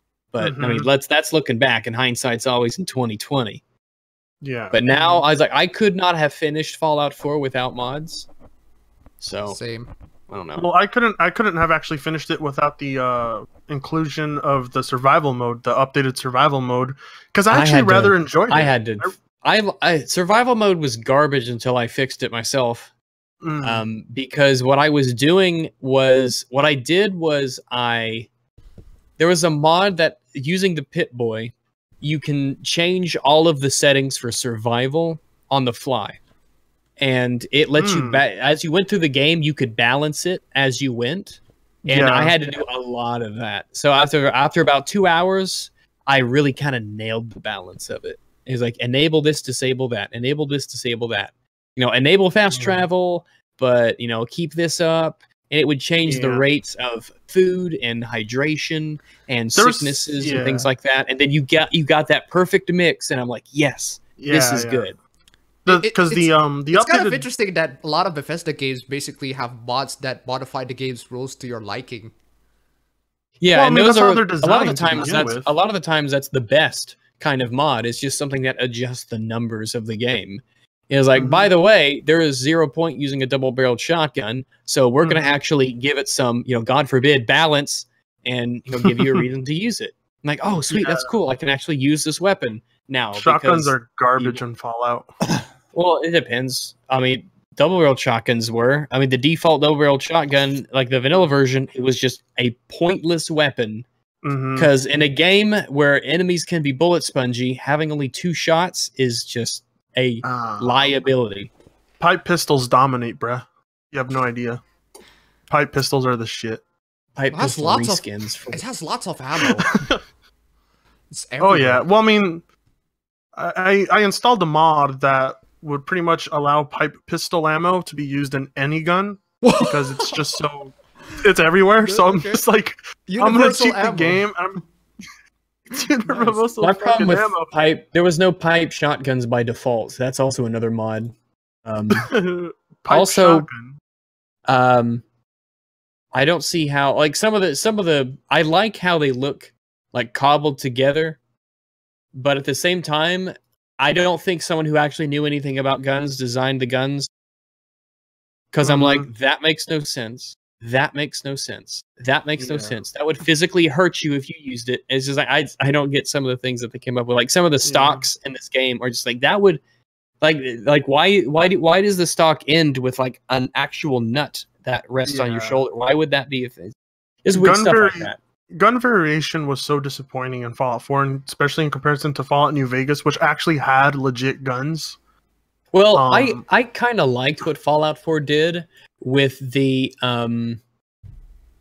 with like the pipe weapons, because I'm looking them up here. The mod that turns them silver instead of that weird yellowish color was a really good one that I have too. But I get it. Like I really get it. They have the exposed springs and the metalworks and stuff like that. That's cool. And then it's just like the trigger is just a screw, and the little sight is like a little like two screws screwed into a circle. Is like, that's kind of cool. But I mean, it's one of those things where you just kind of have to. It needs help from the community in terms of mods to really kind of bring it up to what it needs to be. I think a lot of the factors why Fallout 4's weapons are not diverse, we call it, because they're not balanced very well. That's the thing. The problem is that it's a game about numbers, and it's a game about it's kind of, because balance is very important, and I would prefer that. I don't know, it's hard to kind of sum up, really. I'd have to think about what wording I would want to use. But like this, like that as a stock. Here's the thing about Fallout 4's weapon system. When you, it has like a base at first. It has only a few base and tons of variation of each. And apparently the variation of each weapon, it's the variation of each weapon is the variation of each. And that's why Fallout New Vegas has lots of new weapons. That's why Fallout New Vegas it takes so much balance that you have to apply to the game, because Bethesda just doesn't know how to balance weapons. Because in a game about numbers, in general, they just don't even know how to balance RPG numbers. Like, look at how cool this modded thing is right there. Like, this is somebody who did this because they cared, they gave a shit. Like the scope is looking through a Nuka-Cola bottle. Like cool stuff like that. Yeah, that's awesome. I think the legendary gun system in Fallout 4 was about the laziest piece of shit I've ever seen Bethesda do. Just like some RNG application to a gun that you could pick up. And sometimes they would be just downright fucking broken. And eventually you would just be able to get a perk that allowed you to put a legendary effect to a weapon, if I'm correct. I don't know if that was a mod or actually in the game, but I thought that was just like the laziest thing ever, especially when you play New Vegas. Like, I remember when I was playing New Vegas and what I had to go through just to get the All-American, which is one of my favorite guns in that game. It felt like you actually went out of your way to get this legendary gun. You went online and you're like, where is the best this? And you tell you where it is, and you have to go and go get it. In New Vegas, I have a little vault. Yeah, I have a vault in New Vegas in my casino room. And it's literally stashed with like the best guns you can find in the game. And I feel like, there's like a feeling of accomplishment when you do that. And in Fallout 4, you kill this legendary enemy, they drop a legendary piece of armor. It's randomly generated. That's why it doesn't feel rewarding. Yeah, because you're like, oh, I happened across this one weapon. I can rename it, but I mean, it's just like, it doesn't have its own like story to it. I didn't have to kill somebody to get this weapon, the special weapon. But I'm reading this art book thing, and it says, we approach these designs of the pipe guns from the point of view of a resourceful wastelander who knows nothing about guns, but is trying to make gun-like contraptions. So, I mean, all right. Still, you would think that after how many years has it been since the nukes were dropped in Fallout? I know, right? Bait the freaking thing. Was it 200 years? And then the whole ghoul kid, that just threw me off, because in the Fallout lore... I like how the stream devolved into a Fallout 4 bitch fest. Well, because Fallout 4 is just garbage. It's garbage. Come on, let's be honest. With mods, it's actually a pretty good game. Well, I mean... You have to fix Bethesda's game. The thing is, once you fix Bethesda's game, it's pretty good. Yeah, I mean, they designed it to obviously be modded, and I give them all credit for that, but... The base game, there's just some people who don't care too much about modding, and they want to rely on the base game. And when it comes to that, it's just so fucking lacking. This guy has an AK-looking gun, and it has the stock is the grip and handle of a shovel. Like, that's the kind of thing that you'd expect to see. Like that's cool. It's even textured better than anything Bethesda textured. Also, the assault rifles make no fucking sense. This Yeah. is I can't imagine that thing must weigh fucking. That a 15 shovel pounds. handle? Is that a shovel handle? at the Yeah, end it's of a the shovel gun? handle. Yeah, That's that's so kinda cool. stupid. But I mean, I know it's but it's stupid. Yeah, it works. Yeah. You know, that's it's got this resourceful kind of look to it. It's like we'll stick a shovel at the end into the. I mean, hole at at least the they end. give you a. I mean, at least Fallout 4 gave you a grenade button. There you go. At least they Yeah. give you a grenade button. They did some things better, but even those things that they did better, they just were like, oh, why did you play test this? Yeah, Like, did any of every you play this game? Oh my god. the way I saw it is every step they took forward, they took 3 steps back. That's how I felt about it. Like, you remember know, we all got- that deep RPG experience you got from other Fallouts? Well, fuck that shit. I don't understand their mentality of we have to sacrifice RPG for better combat. Why Yeah, can't there be they a mixture of both? Like Yeah, know, they The Witcher didn't 3 have did to. it. They just decided there's that no would be need. what they did. There's no need to sacrifice the RPG elements. I don't Less get is it. not more, basically. Yeah. Okay. Well, anyway, I'm gonna get going to work. guys. Yeah, I think I will. this would be I a think good, I'm gonna a go good ahead. time to. I think I'm end the gonna stream. go ahead and call it there. But that was Yeah. a little chat about microtransactions, and then we bantered around for a bit, and it was very fun. Yep. So, Yeah, thanks very much for everybody's super chats. I appreciate you guys sending those my way. Thank you very much, very much. You didn't miss anything, right? Just in a, huh? You didn't miss I don't anything? think so. I'm Okay, going good. on to the super chat thing, and Michael Rodriguez was the last one. So yeah, it looks like I covered them all based on what it's telling me. So thanks everybody. I'll go ahead and I'll stream stuff later if there's ever anything to do. Maybe on Sunday I'll do a week in gaming sort of thing if I have the time and the energy. If work hasn't just, I'm actually looking Yeah. into getting a new job, but because work is just wearing me out. Same here. So Ugh. that is a great deal of what's to blame for lack of content from me. I'm just been, but I've got footage for videos. I got one that's actually mostly in the works and almost done, but I will get those out to can I do you a probably shameless pretty plug? soon now. Can Huh? I? Can I just? Plug Yeah, my- absolutely, absolutely. Frinty, go ahead, Frinty. Yeah. Frinty. Cuphead review tomorrow, hopefully. Oh. Yay. And I hope you How all long is enjoy it? it. Yeah. How long is I'll it? watch Right it. now, right now I've cut the audio and it's not as long as the last one because there's not as much to talk about. It's about 15 minutes. The Squid, the Splatoon one was really good. Thanks. The squid Yeah, no. one. The squid one. No, but The this Squid one. Basically, I'm just going to crunch on editing this one today. And if you're a patron, and this is me advertising my Patreon, you'll get it as soon as it's done. And everybody else, it will be published the regular time, probably tomorrow. Yeah, well, everybody listening, you ain't getting shit from me. Okay. I'll conclude my own stream because thank you so much for joining the stream. I know I don't speak a lot because that's just me. I'm sorry.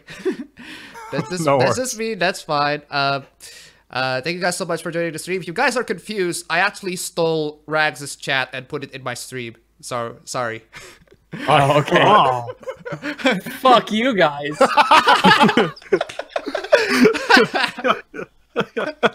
Right. So I think we can wrap this up, guys. We can wrap this up right now. Yeah, absolutely. Thanks for coming to watch, and I'll catch you guys later. See See ya. you later, everyone.